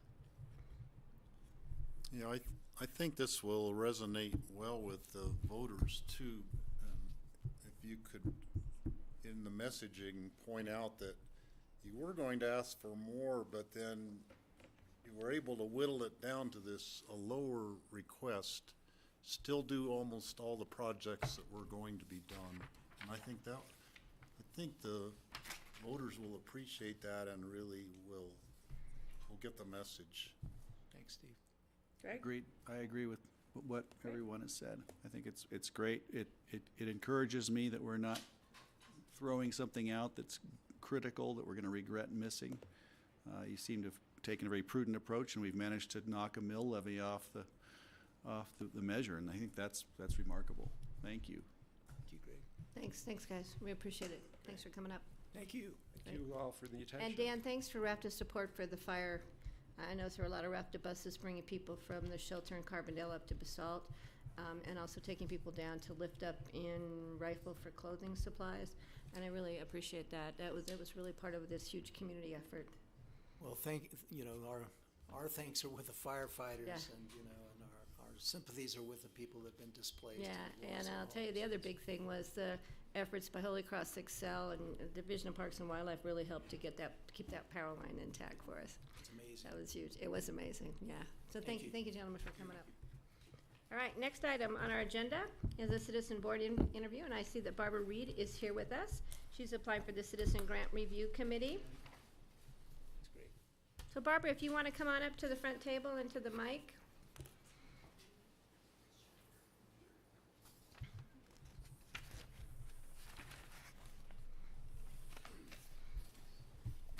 It is nice to see you. Welcome. To see everybody, yeah. Yeah, and please just give your name for the public record so it goes on. Yes, Barbara Reed. Thank you. So Barbara is here to apply for our Citizens Board Citizen Grant Review Committee. And I know that you're probably been familiar with the fact that you get this huge volume of information once a year for review. The committee does amazing work. It's the time that you will spend is very condensed, which makes it so you're not having to read those kind of manuals throughout the year. You just get them all at one time. So, what is your interest in the Citizen Grant Review Committee? You know, I think the Healthy Community Fund is absolutely vital. So, and actually Mitzi approached me because I didn't really know that position was available, but once I looked over the timing and what I needed to be able to do, I knew I could do it, and I think these human resources are immensely valuable to the community, and it's something I'm really interested in. And Yeah. so that's where I'm coming from on this. Thank you. Yeah. So Greg, do you have questions? I'm just really grateful you're here. Thank you for coming in and thank you for applying. And I've never seen your resume before, so it's fun to look at how broad your interests are and how active and involved you've been in our community. With from ACES, of course, Haspen Historical Society, the High School Club Committee, which had never went through the high school here, but I never even heard of that one. Red Brick Center of the Arts, Pitkin County Library, Transitional Housing, Homeless Coalition, Citizens Climate Lobby. It's great that you're fully engaged as a citizen here, and I'm so glad you came in. I guess the only question I have is, do you have time for the position? Yes, I think so, and I think the way the timing looks like it's mostly coming in August and September, and so I checked out those dates, and it works for me. So, yeah, I think this, and then it's coming up again on the ballot in the fall, so that's really important and strategic too. Yeah, I think I definitely have the time and would love to spend the time doing this, because I feel like I would learn a lot too. I've talked to a few people actually one on the committee, and, she finds it really valuable to participate, and it's, so I think it would be a wonderful thing to work on, and it would open up new avenues for me, except I also realize I actually know about a lot of these different groups that are submitting already, so that feels good too, to have a sense of that. I've got some background in making proposals, for grants through some of the different efforts I've made over the years. And so but it's interesting to be on the other side of things and trying to really look at the grants and understand from Health and Human Services really what they're seeking too, and get better educated myself on this as well. So. Thank you. Any other questions? Yeah, you kind of took the words out of my mouth, what you were just saying, because I was going to say that your experience in a lot of these different fields actually would be a real big benefit for serving on, being able to analyze all the different grants that come in. Is there anything you would take from your experiences on other boards that you think would be valuable for being on the Citizen Grant Review Board? Well, I think it's having a commitment to something. Once you sign up for it, is just really staying with it. And I had that major experience with the library because I've been on the library board for some years, and we really went through a number of years of planning and seeking to create that renovation and design it. It was not so easy in ways, but it was really valuable to persist and just stay with it. And so I guess when I do get involved in something, I really try to participate and be helpful, but also try to learn from other people, because I don't feel like I'm coming to this with supreme knowledge on this subject at all. But I think I could learn, and particularly from other people who are already familiar with it. So. Great. George, do you have any questions? No, but thank you for applying. It's great to see your application in, Barbara. Thank you. Yeah, definitely. So do we have any other applicants for this position? Not for this, but we have 2 openings, as you all remember. Okay. And so Barbara would be applying for one of the openings. I'm still pursuing for the second opening. Okay. And just today, I think I have a possible candidate. So I will follow up on that and see if that additional person can come before the board in short order within the next few weeks would be ideal. That'd be very helpful, and Yes, I think would. the board will be rendering a decision on appointment for Barbara very quickly. Oh, very excellent. We have orientation on August 14th, so we're good. Great. Thank you, Barbara. We really great. appreciate Thanks it. for coming. Good to see all of you. Yeah. Thanks for you. coming in.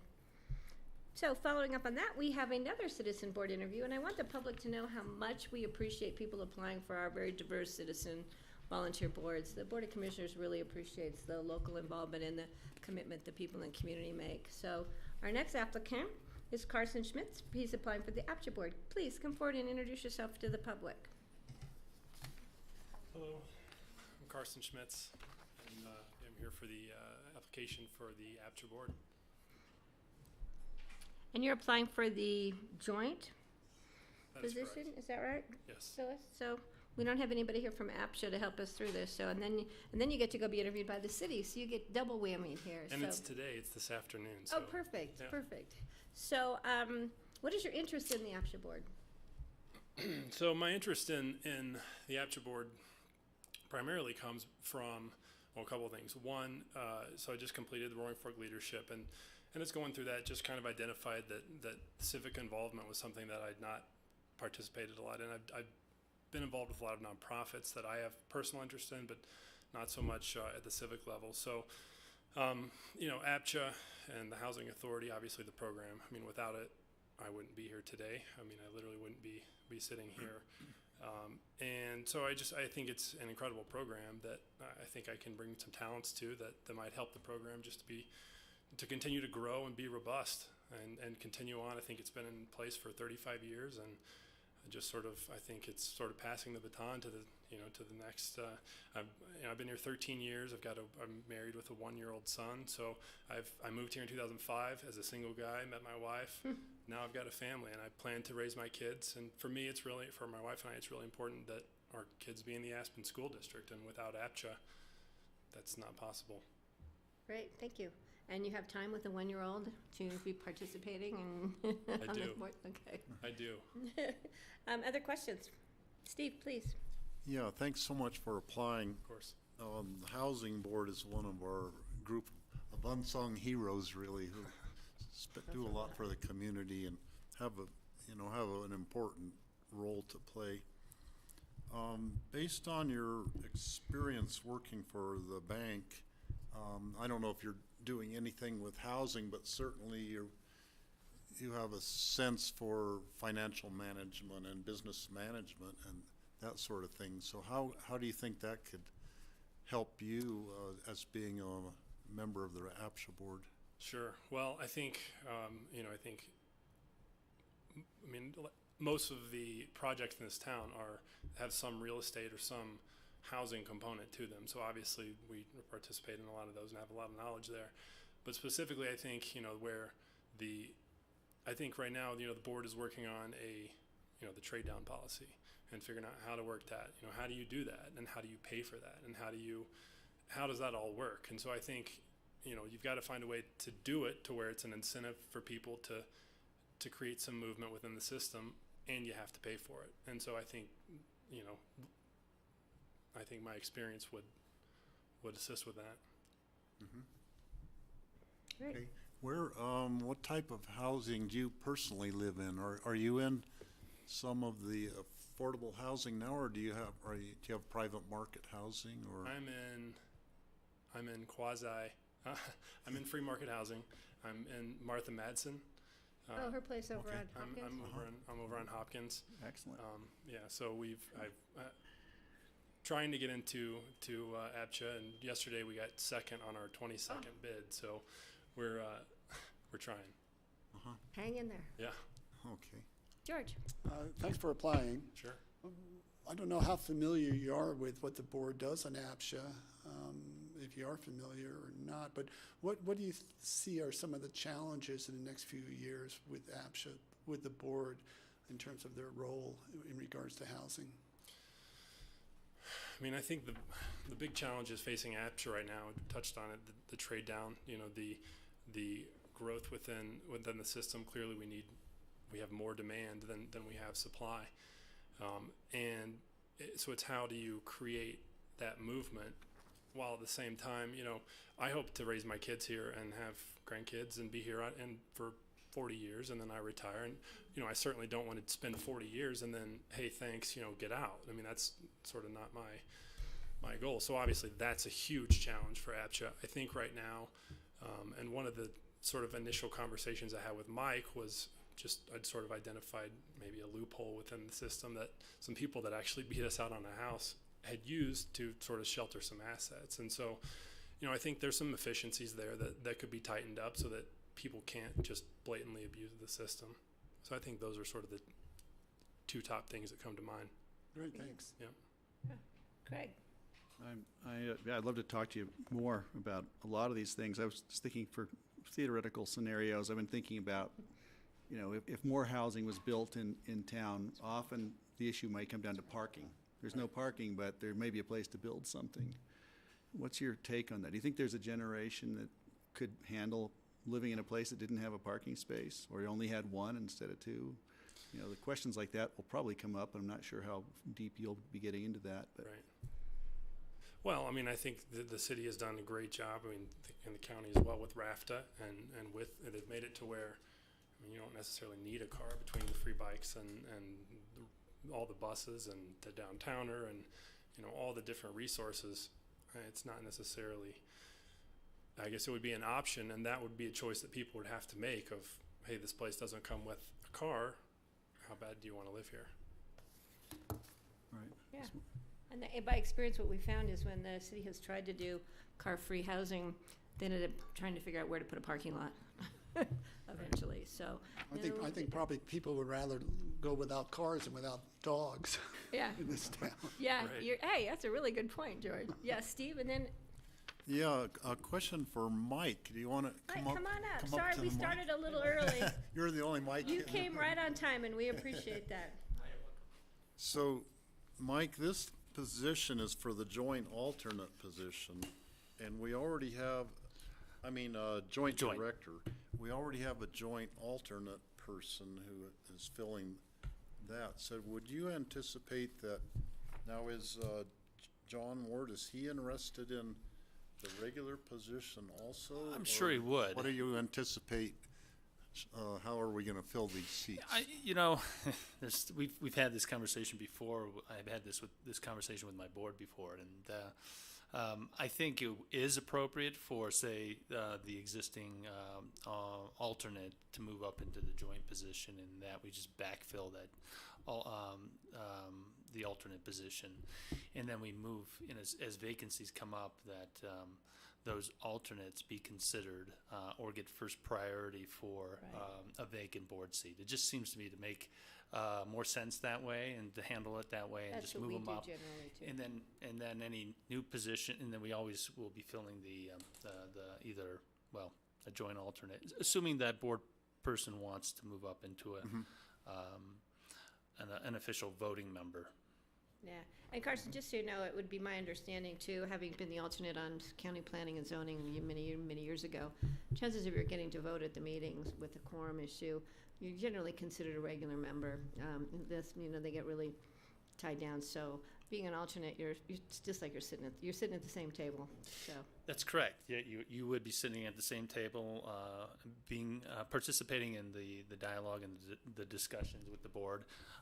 If we have a full house and 7 members there, then the joint alternate doesn't have to vote then. But in the case that we don't, which is often the case, there's somebody on vacation or somebody has to miss some time, that person often does have a chance to vote on the agenda. Right. So that was a good catch, Steve. Thank you. Any other questions for Carson? Again, as I said before we brought you up here, the Board of Commissioners really appreciates the time that people take to be involved in our local volunteer committees, and so we thank you for coming today, and good luck at the City Council. Let us know. All right. Are there any other applicants that you know, Mike? Not to my knowledge. Okay, great. I don't. Just keep us in the loop, and we'll see how things go with the city. Okay. Thank you. All right. for your Thank time. you. Thanks for coming over. Good to see you. Yeah. See Right, you. thank you. Thanks. So since we have our next 2 presenters here in the room, Phyllis, and then Phyllis, it's nice to see you. Welcome back. And Richard, nice to see you again. Richard and I spent a couple hours up the frying pan. So he spent a great deal of time up the frying pan. Yes, I was a couple hours early. It was 2 hours early for the meeting, so he did a little Chapman campground tour. I did. Yeah, but thank you for being here again. And just on a really quick sidebar to this, I just wanted the board to know that last night was the first time I heard about the removal of the basalt ambi from Thomasville Fire Department, but they're making other arrangements. Hopefully, we'll see how that goes with having a first aid BLS bag and an AID in the brush trucks, so they still have equipment there for transport, and then looking at some possibilities of a non-ambulance transport vehicle if they needed to rendezvous with an ambulance coming up the hill. So that makes good sense, and I think it's a wise use. And hopefully you'll still only have one call in, 2 or 3 years like you've had in the past, and we'll see how it goes. There's not a high demand for service up there, but Yeah. like Patty said, we met with the caucus last night. There was probably 30 people in Yeah, attendance. there's a lot of people in the room. It was well received, but we just wanted to, inform the public that the level of service is going to change. But that was communicated to the caucus by Chief Thompson on June 8th, and essentially there were 3 reasons we made that decision. First of all, the volunteer members that we have in Thomasville, those numbers have declined over the last several years. I mean, we've gone from maybe 10 with a reliable response. We're at 3 right now. So that's one reason. Another reason is just the demand for service. If we look at our transports out of Thomasville, that specific ambulance that's stationed there has transported 1 patient since 2016. And then the other variable is, the cost of having that ambulance. There's obviously equipment that's required. We have to provide preventative maintenance. So there are some costs, and we feel that moving that ambulance down into the Basalt and Elgin area would better serve the community. Expiration of narcotics and drugs that are kept on board, that can be really Yeah, pricey. pharmaceuticals are very expensive, very expensive, so. So thank you for that update. Yeah. And I think I didn't hear anybody really up in arms, which was nice to hear when you brought that up and discussed it with him. So thanks, it was good to see you. Absolutely. So now to the bigger issue before us. While we're here, well, I guess I don't need to introduce Richard. This activity of permitting ambulance service and licensing, I guess it's permitting the vehicles, licensing the services, usually comes to you in December annually for all the ambulances that are in operation in the county. This one, however, is coming to you mid-year because of the formation of the Roaring Fork Fire Rescue Authority. And so with that being done, there are some items that they need to advance in order to begin on January 1st. So with that, I'll let Richard explain to you what all that is, and it's also why we decided to come to you in a work session, not only for your education, but anybody who's watching, the public, to understand what's happening with Snowmass and Basalt fire services that are being combined. So with that, it's yours. And it's coming before us tomorrow for our one read. It's coming tomorrow for the official administrative action. So this is the opportunity for you to have the background, and then we'll just... Okay, great. Yeah, so as you might be aware, the Snowmass Wildcat Fire Protection District and Basalt and Rural Fire Protection District boards came together and signed an IGA on December 18th, and that was to form the Roaring Fork Fire Rescue Authority. Essentially, once that was signed on January 1st, 2018, we took all of the administrative personnel, and they essentially became, I guess, what I would call shared employees. So that's everyone from Fire Chief Scott Thompson down to even our Fire Prevention Bureau. And so since January 1st, we have been working for both organizations as we combine those into the Roaring Fork Fire Rescue Authority. So the assets of those districts will be formally transferred no later than January 1st, 2019. And then all employees of the Basalt and Rural Fire Protection District and Snowmass Wildcat Fire Protection District will become employees of the Fire Authority on January 1st, 2019. So as Phyllis mentioned, we usually come to you in December for the ambulance licensing and vehicle permitting. So the ambulances that are brought before you today are currently permitted through 2018. But one of the things we're working on is getting the Roaring Fork Fire Rescue Authority set up so we can provide services to Medicare and Medicaid recipients. That requires us to get an NPI number, and that requires us to do a lot of paperwork, which is very time consuming. And in order to do that paperwork, we have to have these ambulances permitted and the Roaring Fork Fire Rescue Authority licensed. And so that's why we're here today, so we can provide that documentation. And so we are ready to go January 1st, providing services as the Roaring Fork Fire Rescue Authority. So I have a question. After the ambulances come into the fold of the new organization, the new Roaring Fork Fire Protection District, Fire and Rescue Protection. Fire Rescue Protection District. Whatever, the new guys. Roaring Fork Fire Rescue Authority. Fire Authority. I keep getting that protection in there. will you still need to come back to Pickens County for this licensing, or what's gonna happen? Yeah, so we will, We'll still get to see you, and will we see you then on a next year the same time, or will we be able to reauthorize them now for, excuse me, for 2019 as a whole? what I would recommend is we come back in December in 2018? 2018. I mean, I guess we don't necessarily have to repeat it for the Roaring Fork Fire Rescue Authority, but Aspen Ambulance District would have to go through that process. So if it's easier to do both Aspen Ambulance District and Roaring Fork Fire Rescue Authority in December, that's no problem. Yeah, I think it'd whatsoever. be great to keep everybody on the same track. Then we don't miss anything. Yeah, Everybody would still cycle at the same time. That's what we'd and like. their annual licenses. So this is really for the paperwork that's required for the Roaring Fork Fire Rescue Authority to be able to submit paperwork that gets them to the federal government. yeah for funding and Okay, see if they great. get reimbursement. Makes good sense. Any questions? I think the explanation is great, and I think we'll probably ask you to do a brief one again tomorrow, so the public who's watching our regular meeting can hear about this joint effort. Sure. And again, thank you for your presence in the Mid-Valley Fire. You guys were great. You guys were more than a presence. So We've had a lot of help. yeah, it was an amazing experience. So Seems anything like- else? Do you have anything else for us, since we've got some time? I'd love to just say that when we first heard about this, it sounded like a way to cost savings and I think service improvement, coordination improvement. It makes sense all the way around. And has anybody started calling it RAFRA yet? Not yet. Well, then I get to be first.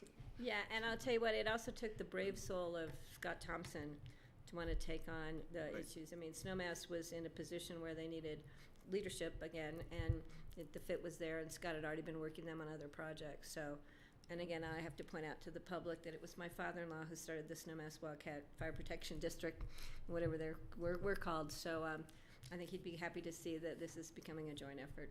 Yeah. Great. Steve? Just out of curiosity, this is combining two different special districts into one, and what does that do to, I don't know if they both have the same mill levy, but what? They do not, actually. How is the taxation gonna work for the different people? Sure. That's probably something I should have mentioned earlier. So we will continue to have the Basalt and Rural Fire Protection District Board of Directors. We will also have the Snowmass Wildcat Fire Protection District Board of Directors, and those boards are meeting on a regular basis. We've also formed a Roaring Fork Fire Rescue Authority Board that is made up of 6 members, so 3 from Basalt's board, 3 from Snowmass, and they're meeting every other month. And so, as you mentioned, the mill levies are different. There's a brand new fire station being built in Snowmass Village. The taxpayers approved a $17 million increase in debt for that station.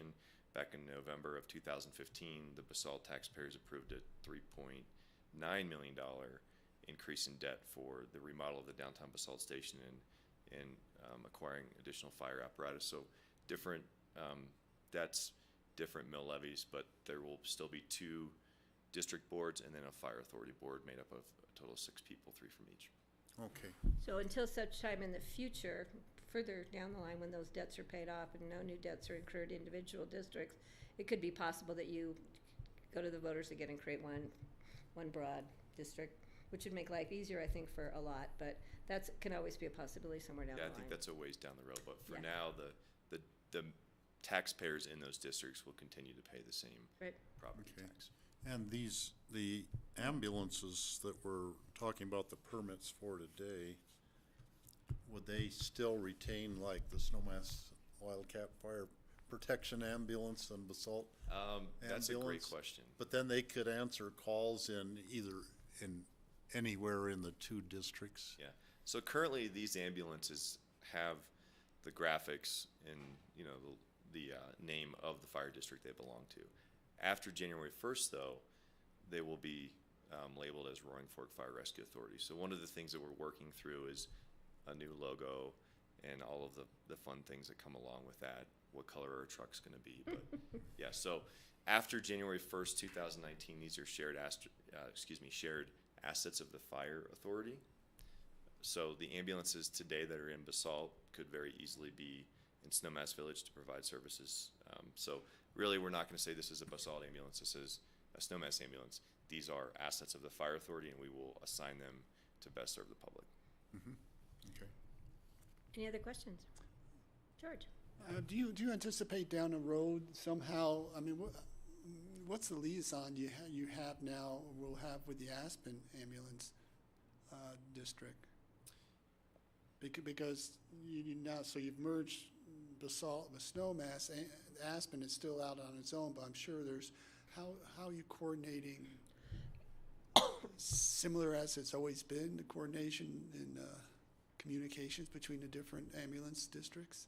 So we have mutual aid agreements and automatic aid agreements, and so because we're coming together to form a fire authority, there's almost an automatic movement of resources. So for example, right now, if Snowmass Village had multiple calls for service, what we would do is we would send a resource from Basalt to backfill Snowmass Village.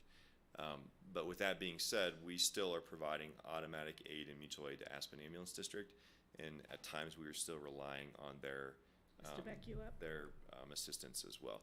And that's not going to change moving forward. I would say moving forward there probably would be less calls for service to Aspen Ambulance when the Snowmass ambulances are assigned to other incidents, because we can bring a resource from Basalt to backfill while those resources are tied up, and vice versa. And we're doing that right now. We do that almost every day. We kind of call it like a system status management.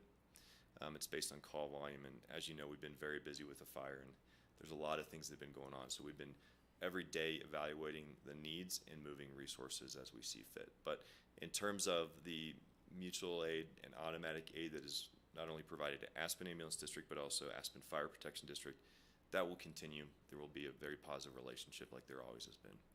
And George, the one difference is that the Basalt Fire District includes the ambulance district. They're one unit, and the same thing with Snowmass. It's not like what we have here where we have the ambulance district and the Aspen Fire Protection District. So their ambulances are already included in their fire protection district. So it's a little bit easier, and their voting districts with the ambulance and the fires are the same within that Basalt district, and then the same within the Snowmass district. So it gets complicated. Yeah. Great. And again, thanks for all your efforts at Lake Christine. Absolutely. How's it doing today? Just a real quick. Pretty good. Right. 39% contained last night, a little over 6,000 acres, deploying about 200 feet on the ground to other places, still holding the line, securing it. We had a little embers fly over, but that was quickly resolved the other night. So. Yeah. And almost all evacuees are home. I think there's a few areas in kind of the Old Town Basalt. Yeah, up on the ridge that are actually that unincorporated. they're still worried about, but for the most part, everybody's home, and that's a good thing. Oh, and that brings me to a point real quick. This is something that our emergency manager had asked me to stress to the general public since we're on grassroots. Please keep your go bag packed and ready to go. And the other thing is please also create a list around your house. So if you need to go and you can just run through and grab, you need to take this photo album, these photos, or any of your memorabilia or things that are precious to you. But keep your go bag with your medications and your most vital basic things packed and ready to go in a place where you can grab it, jump in the car, and get the heck out of there. Yeah, I would echo that. The speed with which this fire moved in several hours' time the other night made me realize that, it doesn't matter where you live. If you had one lightning strike up any one of our valleys around here, the local residents could have to get out of there virtually immediately. And you don't have time to start thinking now, what should I take with me? If you don't have it already, could be a matter of saving your life to get in your car and go. Absolutely. Right then. So we personally at our house on Capitol Creek are just assuming that there will be a wildfire up there, and we need to be ready to grab the bag and leave right then.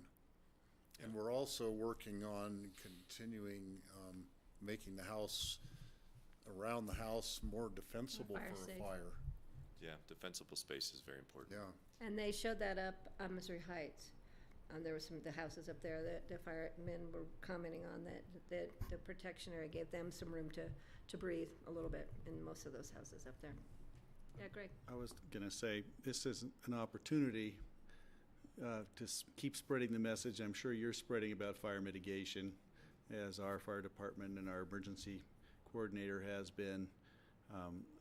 I spoke with the incident commander, or the operations commander, Keith Brink, who was running the operation on the fire. Fire ops. And he said that when his crew was coming in to work the fire, they were a little bit shocked in seeing just how fire mitigation hasn't really been done here. We haven't thought much about fire here.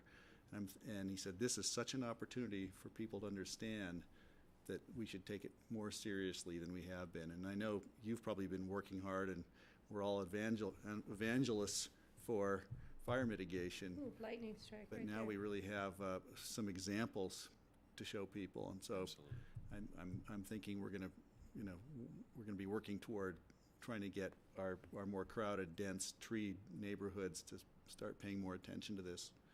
Nothing drives it home like a 100-foot high wall of flame. Yeah, and I think it's important for people to know you don't just mitigate once. You keep it up. It's ongoing, yeah. And that's important. And it gets better and better every year that you do it, and it's really critical.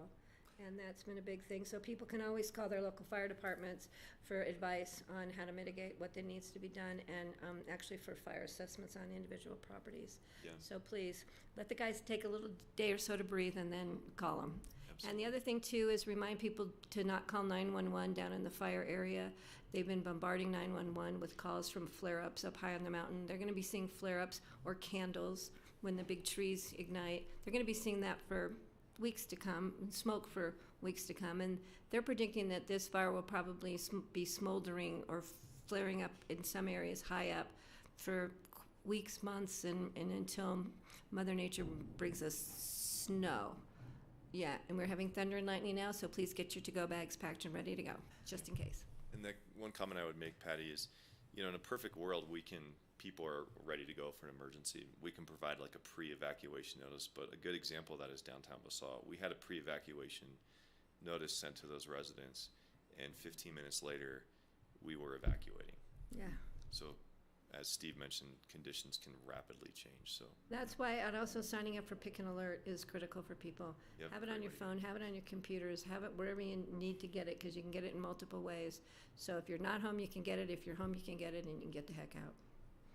Thanks, and don't wait. Sometimes it's nice to leave early. I heard since the beginning of the fire, we had an additional 2,000 people sign up for Pick and Alert. Yay, that's huge. That's good. Still need to be a lot of people. And the iPause that was issued once worked really well, hit 26,000 phones. So that was really good. That's huge. We Those have some numbers really are good significant. systems that the iPause system just came on. Yeah. So that's amazing. Thanks. Those numbers are great. Yeah. All right. Thank you. So will we see you tomorrow again? absolutely. All right. 3 Thank you days for in a your time row. today. Thank you. Great. Great day. Thanks. Thank you very much. Stay safe out there, please. Phyllis, you have to tell us where you were. I didn't know where you went. Oh, I This was in wasn't Key Florida. West. Okay. Looked like you must have been on a sailboat or on a beach. A little both. Not much beach there, Right, that's right. but on the water. On the water, yeah. Great. Okay, we are going to move into our future agendas. And we're moving ahead, so we might want to let Janice know. Okay. If Shelley can come over, that would be great. So we have future agendas. Do you have anything for us on that, John? I do, from the little notes from Charlotte in our system, which I Okay. love. The July 17th agenda, she's looking to contact Ken Ransford to see if our Voice is available for their presentation. And we were waiting, I saw Ken at the community meetings. We were kind of waiting to hear what their results were of their meeting from Eagle Okay. County. Wasn't that one of our issues? We wanted to hear how their meeting with Eagle County went before. We're just kind of reserving space Okay. for them on the 17th. Yep. And I didn't get a date out of Ken. Has anybody heard anything from him as to the meeting with Eagle County? Has anybody heard anything?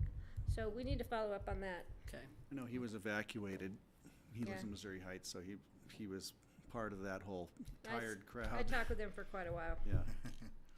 Yeah. And looking for Mark Fuller. He wanted to introduce his replacement, so we're trying to find some time for April Long to be introduced here. And some executive items have been added to that date since Friday, so you'll see those. Okay. Confirmed joint meetings. So we have Garfield County is confirmed for August 14th Wow. in our new meeting room, Wow, they're coming up here? 1 to 3. All right, to our new meeting room. Yeah.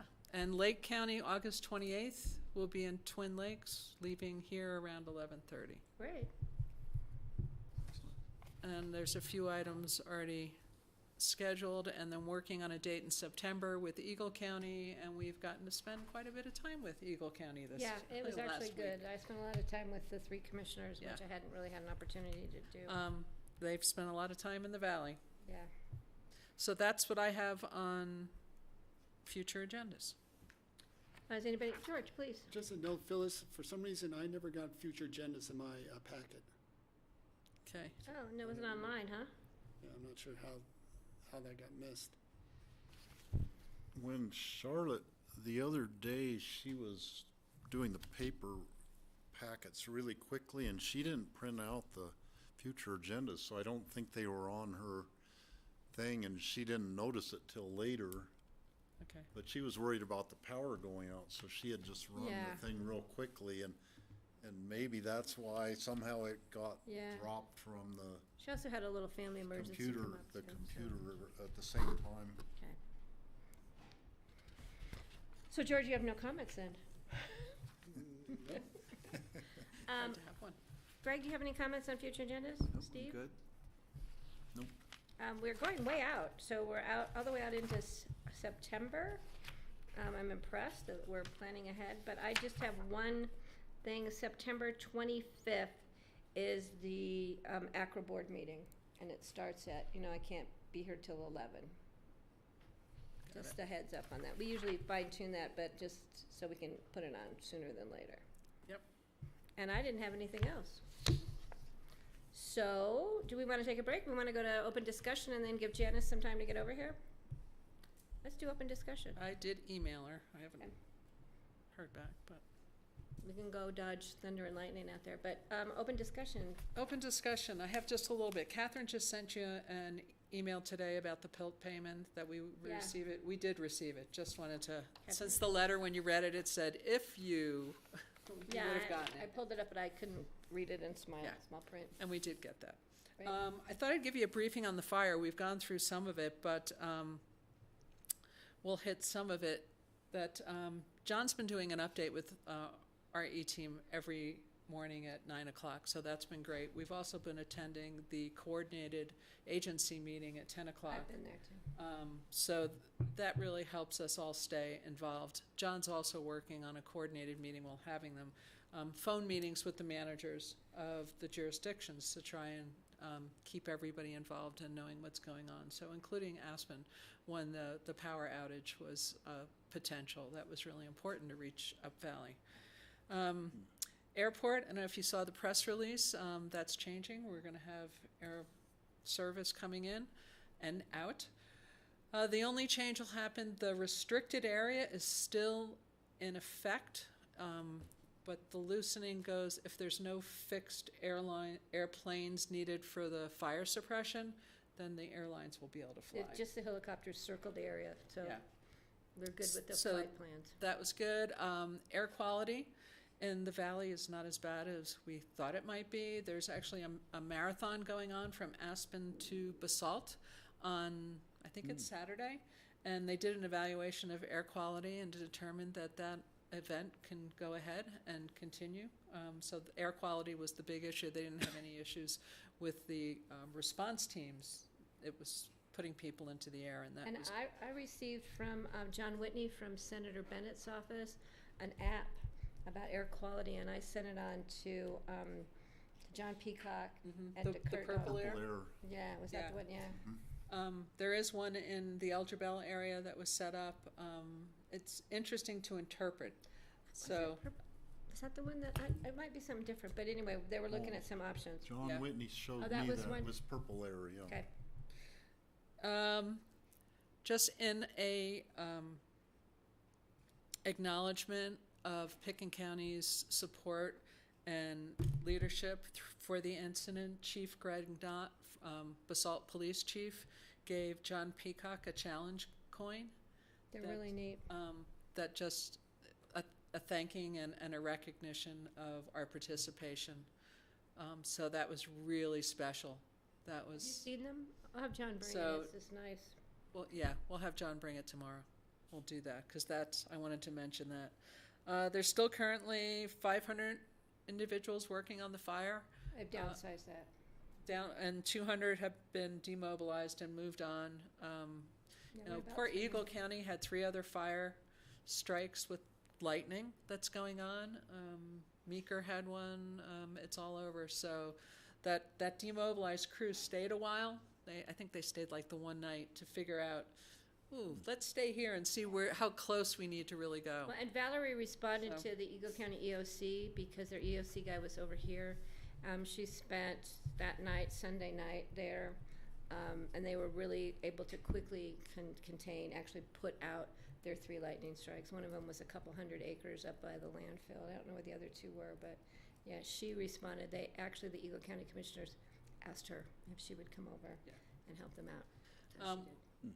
All of our agencies were given recognition by the Type 2 liaison officer on the amount of cooperation we have in this valley in working this fire that they don't usually see.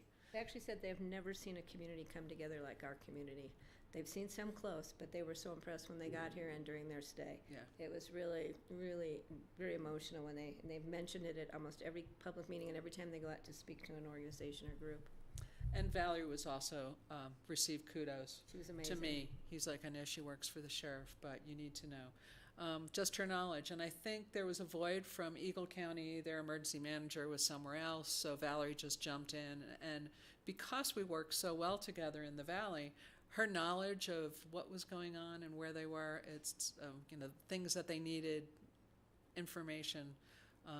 She was quick to get it to them and invaluable. So those are my fire update as we're getting. Let me add to that real quick so the rest of the board knows too, and I was remiss. I told John I'd start sending out to all of us just updates on the board level, but then I'd start to get it done and I'd be called to another community meeting and everything would change. So John and I were just trying to coordinate with the all employee updates. But it's my understanding that John is going to start meeting with, they're in discussions, preliminary discussions with Eagle County, Basalt, our Road and Bridge Department, Snowmass, and City of Aspen for backup for us, for Picken County, to start looking at recovery efforts and what we're going to do for mudslides, rock falls, that kind of stuff. I learned last night too from the fire ops assistant guy, Jim, I didn't get his last name, he was great. He was up at the frying pan meeting, that they dig these hand trenches, that they're hand lines, and then which could be anywhere from 18 inches to a couple feet. It's where they test for seeing how they go down to the minerals, not topsoil, clear vegetation. That's how they kind of do their perimeter line, their containment. And then after the fire, they will go back in and remediate those in areas. They'll be working in conjunction with recovery efforts to say, let's leave this one here because it'll be a good flood, mudslide deterrent, or let's dig it deeper, or let's move it. So there's really a cooperative effort. And because of the incidents, say, for example, in Southern California, in Montecito, California, I think the recovery effort is going to start before that fire is out, definitely, and sooner than later. So when we start to get rain, we're already hopefully ahead of the game in most places. So I'm really impressed that we're bringing the city and Snowmass in to help back our road and bridge crews up when they're down valley, and you probably already know that. Yeah, and I also heard that your son was very active in this. He did some training as part of this recovery, as part of this emergency effort. Yep, he's been working managing the base camp, and part of that is where all the firefighters are taken. I think it was a great experience for him. He's been working as part of the IMT and getting trained. I mean, what a great training opportunity. I'm actually also going to go to the recovery meeting that Eagle County is holding on Monday, in that I'm the emergency support function for long-term recovery lead for Picken County. So this is a great opportunity for me to go and participate in their recovery and start learning all those parts. So, yeah, I think for Picken County, for all of us, not only being willing to support, but wanting to learn. That's Yeah. really important. And another comment that Scott Thompson, Chief Thompson told me was that he really saw the training that his firefighters, that all the firefighters in the valley who go out on these other wildfires had gained, and he said they really were putting it to good use. So that training, when we send guys, to another fire, we think, what are we doing? What if we have a fire? That experience they get fighting really rough mountain wildfires was really beneficial in this effort. So yeah, it was pretty amazing. And I just got an email that Janice is on her way. Perfect. So would the board like to take a little break? Yeah. Yeah. So 10 or 15, we're ahead. 10 minutes is fine. 10 minutes?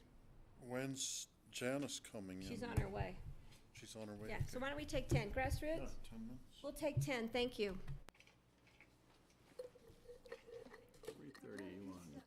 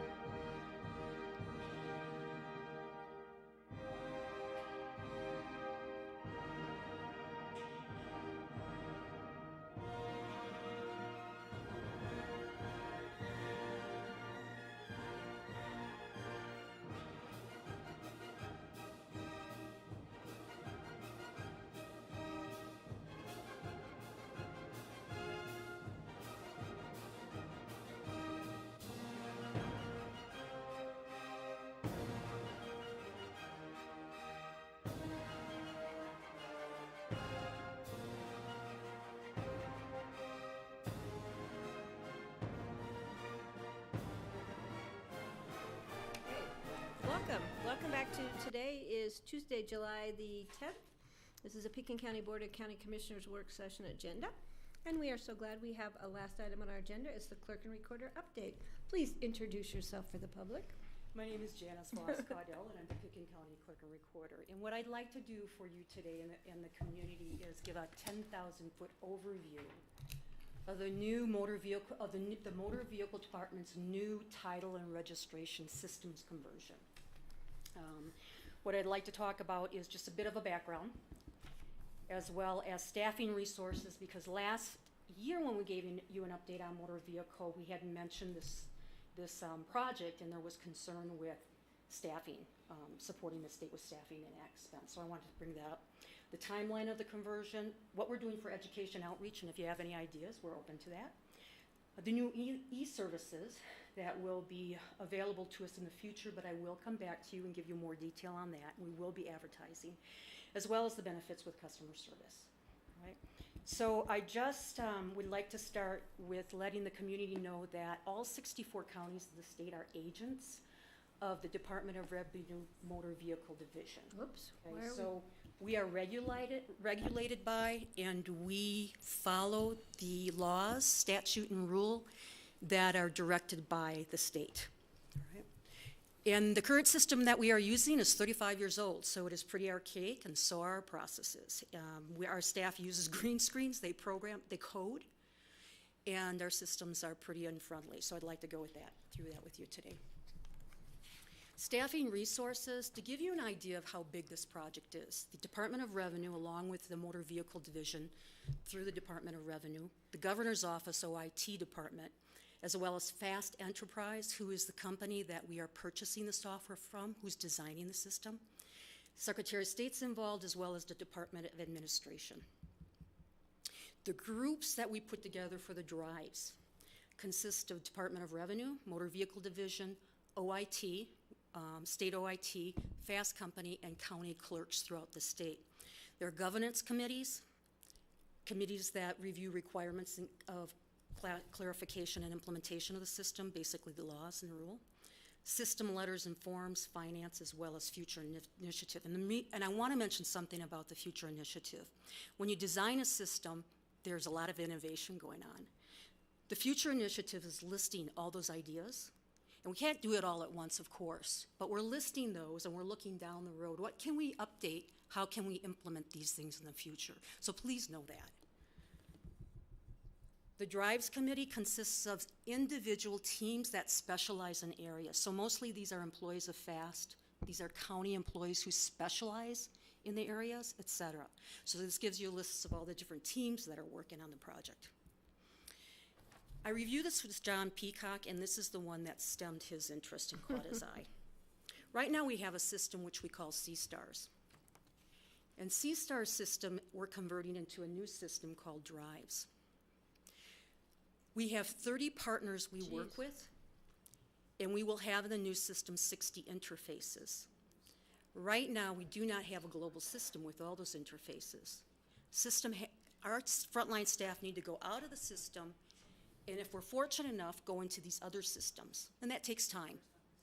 Or we work with these entities and we receive data. They either batch it by week or month. We receive it and upload it in the system. When you do things like that, it delays your information, and you aren't able to service your customer with up-to-the-minute data. So I wanted to review that with how complex the system is and how much more robust it will be after 35 years using one system. I bring it to you staff resources and want to review it because there was energy on it when I reviewed this with you a half a year ago. There are over 150 individuals who are dedicated to the FAST project. They include motor vehicle, IT, the FAST company, as well as county employees. Most of the individuals, 100 of them are employed through FAST, Motor Vehicle Division, and OIT. About 50 of them come from the counties, and there are 20 counties that are sending employees to either work 18 months in Denver full-time, 12 months, 6 months, 12 weeks, or 6 weeks that are dedicated to this project. There are subject matter experts who help design the system. They are testers, which Shelley Popish, our motor vehicle manager went for 6 weeks to Denver to help test the system after it was designed, as it was being designed. She worked with a team and tested over 9,000 transaction scenarios. So that tells you the complexity and the volume of what we work with legal documents, forms, etc. There are also trainers and expert users that will be joining. And I want to let you know that I am so proud of Shelley to go to Denver 6 weeks, and we are so fortunate as a small county because I consider Shelley a trainer and an expert to work with our staff and to help our community to ensure we have a successful transition. We're lucky, so we have that built in-house as a And her small husband county. and her daughter survived her being gone for 6 weeks. We commend you. It was a new learning lesson, I hear. Also, trainers that are dedicated. There are 12 full-time trainers for the Department of Revenue Motor Vehicle, 12 from FAST, and 14 from the county. There are 108 county offices that conduct title and registration throughout the state. We are training over 1,200 county employees for this conversion. Okay. Timelines on it.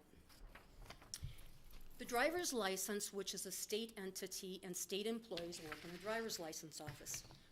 They aren't county, we aren't agents, they are state employees.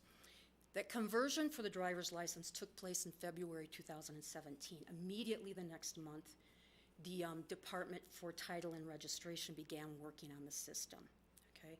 And I won't go over the details, but it shows the system's overviews and trainings. We started in 2017 at state conferences, regional meeting conferences. We have started online training. We have sent staff to various training. There's power training. As we speak this week, we have 3 staff members attending training, so we want to communicate to our community how much we appreciate their patience, because there's only 2 people this week and next week working in the department, so we're short-staffed in a very, very busy month. So thank you, community, for your patience. So we are going through training right now. The conversion will take place on August 1st, 2nd, 3rd, and the weekend, 4th and 5th. That is Wednesday, Thursday, and Friday. And we will be live on the 6th. So let me give you a timeline of what that looks like, visual. You'll be closed, right? Yeah. So let's back up. We're moving our office not next week with everybody else. The clerk's moving their offices, which include the motor vehicle, the recording, and the elections department on Friday the 27th. We're closed. We'll be moving the 27th, 28th, and 29th that weekend. So we're live and ready in the new administration building to help customers on July 30th. Now, Shelley's staff will stay until they complete on July 31st, and I won't go into details, but generally it's all transactions they have to complete by the end of day to 31st and balance all the books, and they have to do that by midnight. Because at midnight, the conversion begins. It takes 24 hours to convert the database. There's over 17 million records. Wow. Okay. The other thing I want to let the community know is while our title and registration offices are closed on the 1st, 2nd, and 3rd, the driver's license offices will also be closed on the 2nd and 3rd. So the entire state system for all driver's license and titling and registration will be closed on the 2nd and 3rd. Our offices for title as well on the 1st. Okay. Does that also mean any online transactions will not be available? Like your driver's license renewal online, those dates will probably be. All online transactions still can be done, but they can't, then we're not gonna be able to print anything until Monday the 6th. Okay. But yes, you can still transact online. So it'll just be in the system on hold until such time as. Correct. Good to know. Exactly. Exactly. So I won't go over this, but this is more detailed information of how the conversion's being transacted. They do extract and backups, 24-hour conversion, backups again, work with all the 60 interfaces, soft, open, and then do it all again a second time. Okay? Good Lord willing, we'll all be up and running on the 6th. And good Lord willing, our power lines will still be up and running. So I also want to share with what we're doing for education outreach. We're sending out new cards already, June and July, that have advertisement on them that say, skip the trip, go online. Okay, and we tell them where to go to renew your registration. We also will be doing advertising in August and September with renew cards. We are advertising, and you have probably seen it, we have ads in the paper consistently. News ads that we are closed on the 27th, the 1st, 2nd, and 3rd. Right? due to the conversion. Please be patient with us while we work through it. We have office posters, we have updated our website, Facebook, and every customer that comes into either the motor vehicle and recording or the elections department, and over the primary we've been doing so. We've been verbally telling people, and we've been handing out a little card and sending them along with people, telling them, hey, we're closed on the 27th, everybody, all the clerk's offices, and the motor vehicle is going to be closed on the 1st, 2nd, and 3rd. Okay, I have gone before during the primary election. I always go out to the municipalities and the caucuses and let them know what's going on with the primary. While I was there, I also included, hey, we're closed on the 27th, the clerk's offices, and we'll be open on the 30th, but motor vehicle will be down on the 1st, 2nd, 3rd. So go online and register, or come in afterwards, or come early before. Okay. All right. This is an example of what the website will look like, the home page, not the home page, but the page for the vehicle services, motor vehicle entitling. So it shows you all the new services. So more detail, what I'd like to go over with you, and I'll bring this back when we get closer to the conversion, because I'm working with Aspen Marketing to do education outreach on all our online services so people don't have to come in. They can go online and service themselves. So some of the new features are we will have renewed vehicle registration, but keep in mind, I mentioned the global system and that we're connected, and now we aren't dealing with batch updates. So for insurance company, if you didn't have your insurance information up to date, you couldn't go online and transact. If you had a late fee, you couldn't go on and transact. What we found in the past is when people went online to renew, we were running into more calls and more problems because the system wasn't user-friendly and global with current data. We were having more phone calls with issues than we were, and that's why we never promoted the online. Okay? But we will in the future. License plates, I want to review this specifically so you have an understanding of what our processes are and how archaic they are. If you would like a personal license plate, you'd have to come into our department, fill out a form, and tell us what you like. We send it into the state, and they determine whether we can give it to them. If it's already used, they'll send it back to us through the mail, and then we call the customer and tell them to come in and fill out another form. How many times can you do that before you finally get what you want? And then once we do get what they want, they send it to us, we call the customer, and they pick up their license plate. With the new system, you can go online, enter what you want, and it'll tell you immediately if you can get that personal license plate or not. When you finally secure the plate you want, you can pay online, and they will mail it to your house. Okay? So those are the systems we used to work with and had to because of how archaic our systems were. This is a good example of what we're looking at in the future. Of course, we're transacting behind the scenes, but our customers up front servicing themselves. Other things is if you lost something, you can go online and get a duplicate license plate. If you lost your tag, you can go online and get a decal. Or if you lost your license, you can go online and order it. You can go online and change your address. Let's say I want all my paperwork handled by my lawyer in New York. Put that address in there, I'll mail everything to New York. The other thing is receipts. We often receive calls when people are doing their taxes. Hey, can I get a copy of what I spent last year for my registration fees, etc. You can go online and get your information and print it out. The other thing I want to share with you, which I know people are excited about, are, because of our community, we replace knees, we replace hips, and we break our legs once in a while. I often get calls from individuals, you mean I have to come down? I'm bedridden, I can't make it, I want my handicap placard. You can go online and submit your fill out the application, submit your documentation. Shelley in her office can process that behind the scenes and then mail the placard card to you in the mail. Save a trip. Okay? So I wanted to review these new services that are coming to us. We're excited about it. We're excited about the efficiencies with a new system. Can I just ask you a quick question? When you say submit your documentation, so if I don't already have it in an email format, I could take a photograph, email it to you for submitting my documentation. I could take a photograph of the doctor's note saying I needed that works. Okay, just want to make sure. Because paperwork's stored in the system, so as long as it's an image. Yeah, okay, great. We are going through training also next week, so we'll get more information on legally what we can do and what we can't do. Get a bit more information out. The bottom line is what's the benefit to our customer? More online services. One of the other biggies that you saw on the web page there will be a registration fee estimator. Shelley receives a lot of calls from individual, I'm buying a new car, I'm buying a used car, can you tell me what it's going to cost me? They can go online and calculate that themselves. Okay, so that'll save a call.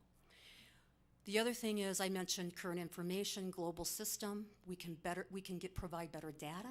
People don't have to make more trips because we don't have the data, more phone calls, et cetera. And faster turnaround, which I explained with the handicap placard and the personal license plate as examples. Benefits to staff, an efficient system to do their work. And one of the things that staff are really excited about is built in the system are statutes. They can click on a statute, print it out, and hand it over to the customer.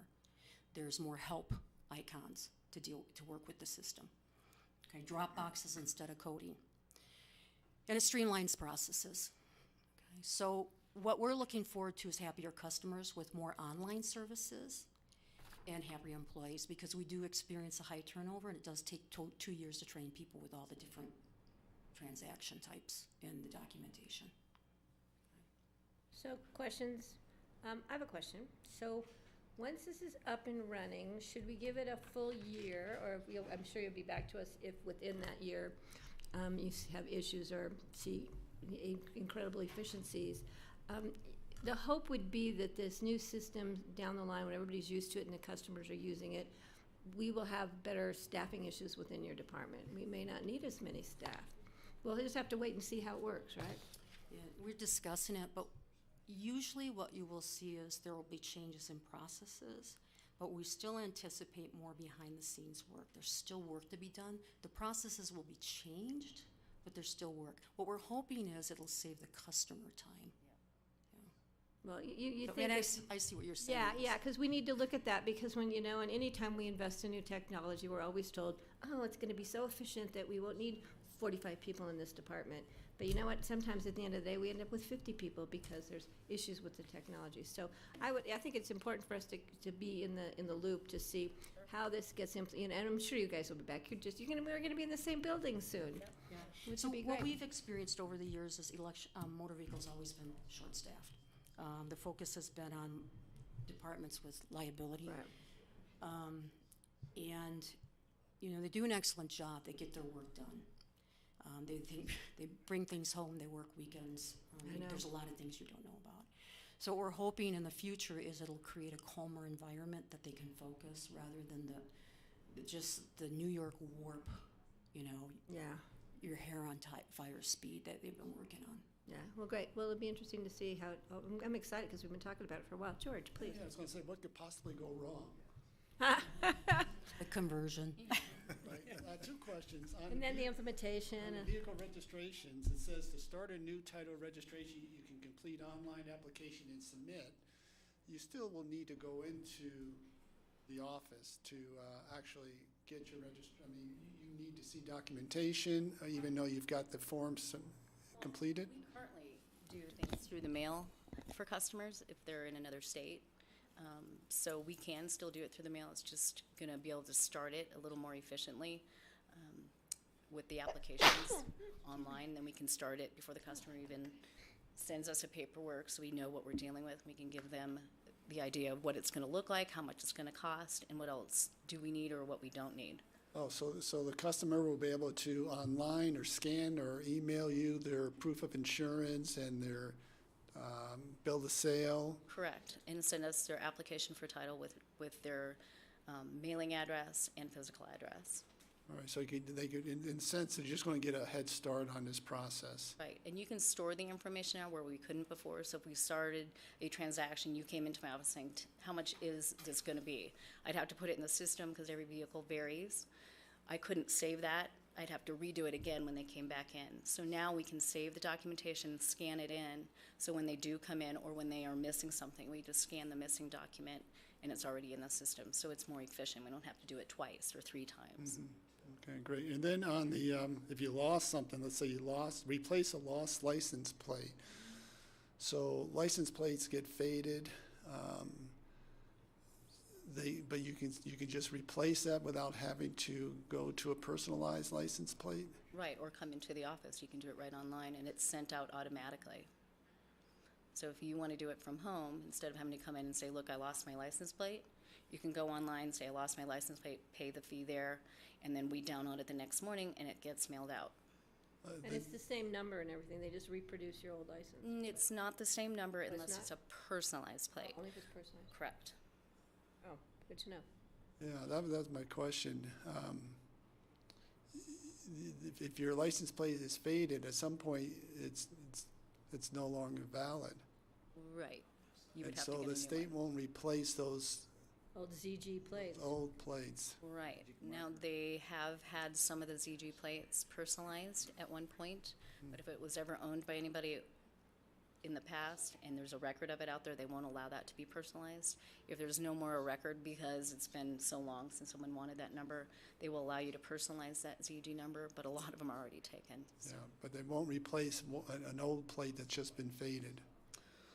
Not unless it was personalized prior. If Yeah, it it's had just to a be random personalized. number that we gave it over the counter from our regular inventory, then no, they will not let you ever personalize those plates. That's why people keep those old faded plates on, because they don't want to lose that ZG. ZG was the exception because people got really upset when they did have us change. Because everybody, a trailer, a truck, and a passenger could have the same ZG number when they first came out. And at one point, they didn't allow, the statute changed. Only one entity could have that plate number. So when that happened, a lot of people were upset that they were losing their ZG number. So they allowed them to get them personalized, I another see. number that wasn't taken, so. Yeah, I see. Huh. All right, Interesting. thanks. I wish I'd kept my old ZG plates. Holdover I hadn't thought about lately. Yeah. Yeah, I've been miffed ever since our farm plate that was ZG 38, Yeah, and then it was no longer any good. right. You were in that category. You were Yeah, the, so you I were would the, love to get, now, could I get a personalized plate that says ZG 38? well, again, unless that person is not using that and it's not a valid plate on that entity's, then yes, you should be able to. Yeah, good to We know. know what you're doing once it's It'll cost you, though. It'll Well, cost you. cost, but for the prestige costs you of more every year. ZG 38. Doesn't a personalized plate have that every year? You pay a higher fee on your registration, or is You it do, a one it's time? $25 more. Every year, Vanity costs. yeah. Yeah, go ahead. Wondering when are we gonna be able to get our driver's license? Right, my wife just had to go to Glenwood because she'd lost her driver's license. You can do that online. You can, but you can't, if you lost it, I don't think you can. You can, Somehow, if you know the number, you can. I wonder if hers had it expired. Oh, she didn't know the number. That must have been Oh, it. that probably is it. And they only give you so many chances at losing your license to do it online, or there's something, I mean. Yeah. I'm not sure about that. Yeah, Yeah. and you can renew online once, and then you have to go in the second It's time. or every other something. cycle. Yeah. In the office, online, in the And then when you office. get older, you can't at Right. all. They make you drive down there and do it, which is really crazy. Yeah. They want to do your vision and your peripheral and that stuff. What's, Yeah. let's see, one more question. Janice, we had this incident with a gentleman from Snowmass Village, and I was just curious, if this whole system had been in place, do you think that that would have happened, or that it could have been resolved a whole lot easier if it had all happened after this new system was in place? Oh, Watkins? Yeah.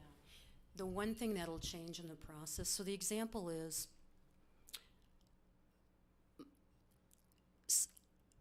a relative purchased a new car, and we completed the paperwork for power of attorney. So we came in to register the car because I'm power of attorney.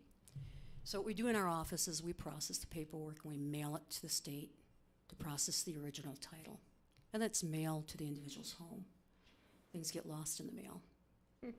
So the individual was required to, they could bring in the additional paperwork to get a duplicate title, because somewhere in the mail that original title was lost. They could work with us, or they could work with the state. And they needed to process not only a duplicate title, but the power of attorney paperwork. So with the new process, the one less step is, and I'm glad you brought this up, because when George was talking, I wanted to mention some of the new systems. When Shelley originally processed the title, and correct me if I'm wrong, that's why I'm glad you're here, because when Shelley processes the paperwork in the office, she will scan it and electronically send it to the state. Now we're not dealing with the post office from here to there.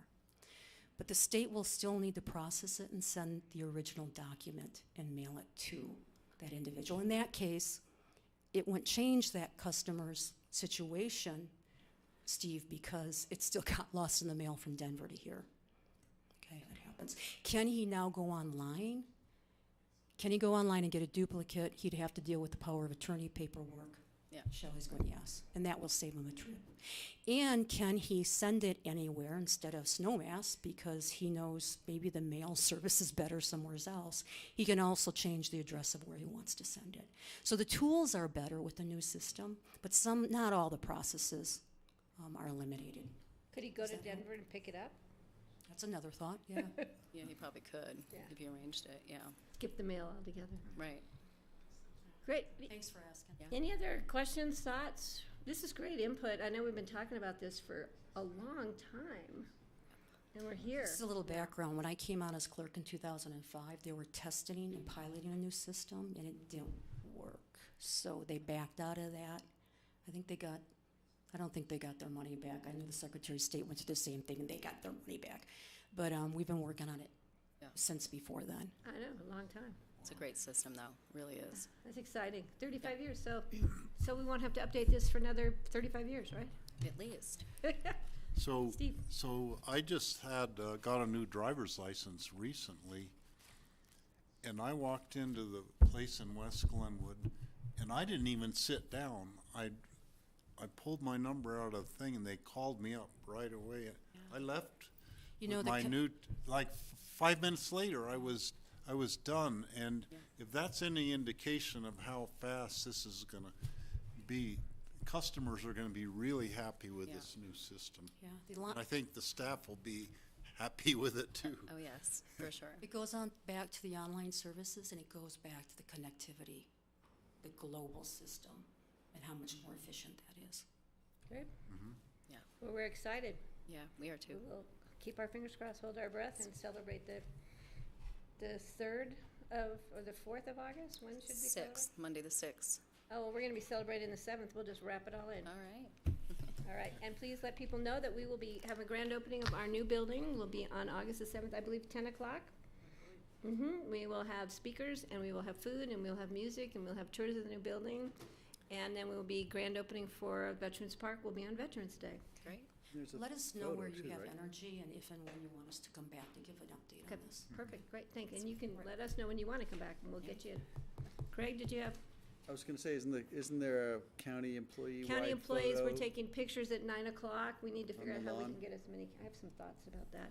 Many county employees here. If not, maybe we can Photoshop those aren't here, and a line across the bottom is underlining we have to figure out how to get everybody in the picture. It's not fair to those who need to be in county services like the jail and the places where they can't, airport. Dispatch. So we need to figure out how to get every face, every person that's working for the county on that day in this photo. So it'll be fun. Can't wait. Exciting. All right. Can we close our office for the hour? Yeah. Yeah. I'm just wondering, what's Mr. Potter going to do? Does anybody remember Mr. Potter? He was the guy who did the licensing back in the day, quite a while I just back. remember going to the Pansis' house for documents. Yeah, I do too. He was the guy who just stared at you when you were a kid filling out your first driver's license. Oh, the guy in Basalt. Yeah. My Remember neighbor Mr. was so Potter? scared she wouldn't get a driver's license. Oh, he was terrifying. Yeah. He was the nicest man in the world, though. All right, we are ready to go. All right, thank you. Thank you. Grassroots, thank you very much. We'll see you tomorrow at noon. I heard that story just I have questions. About Potter? Or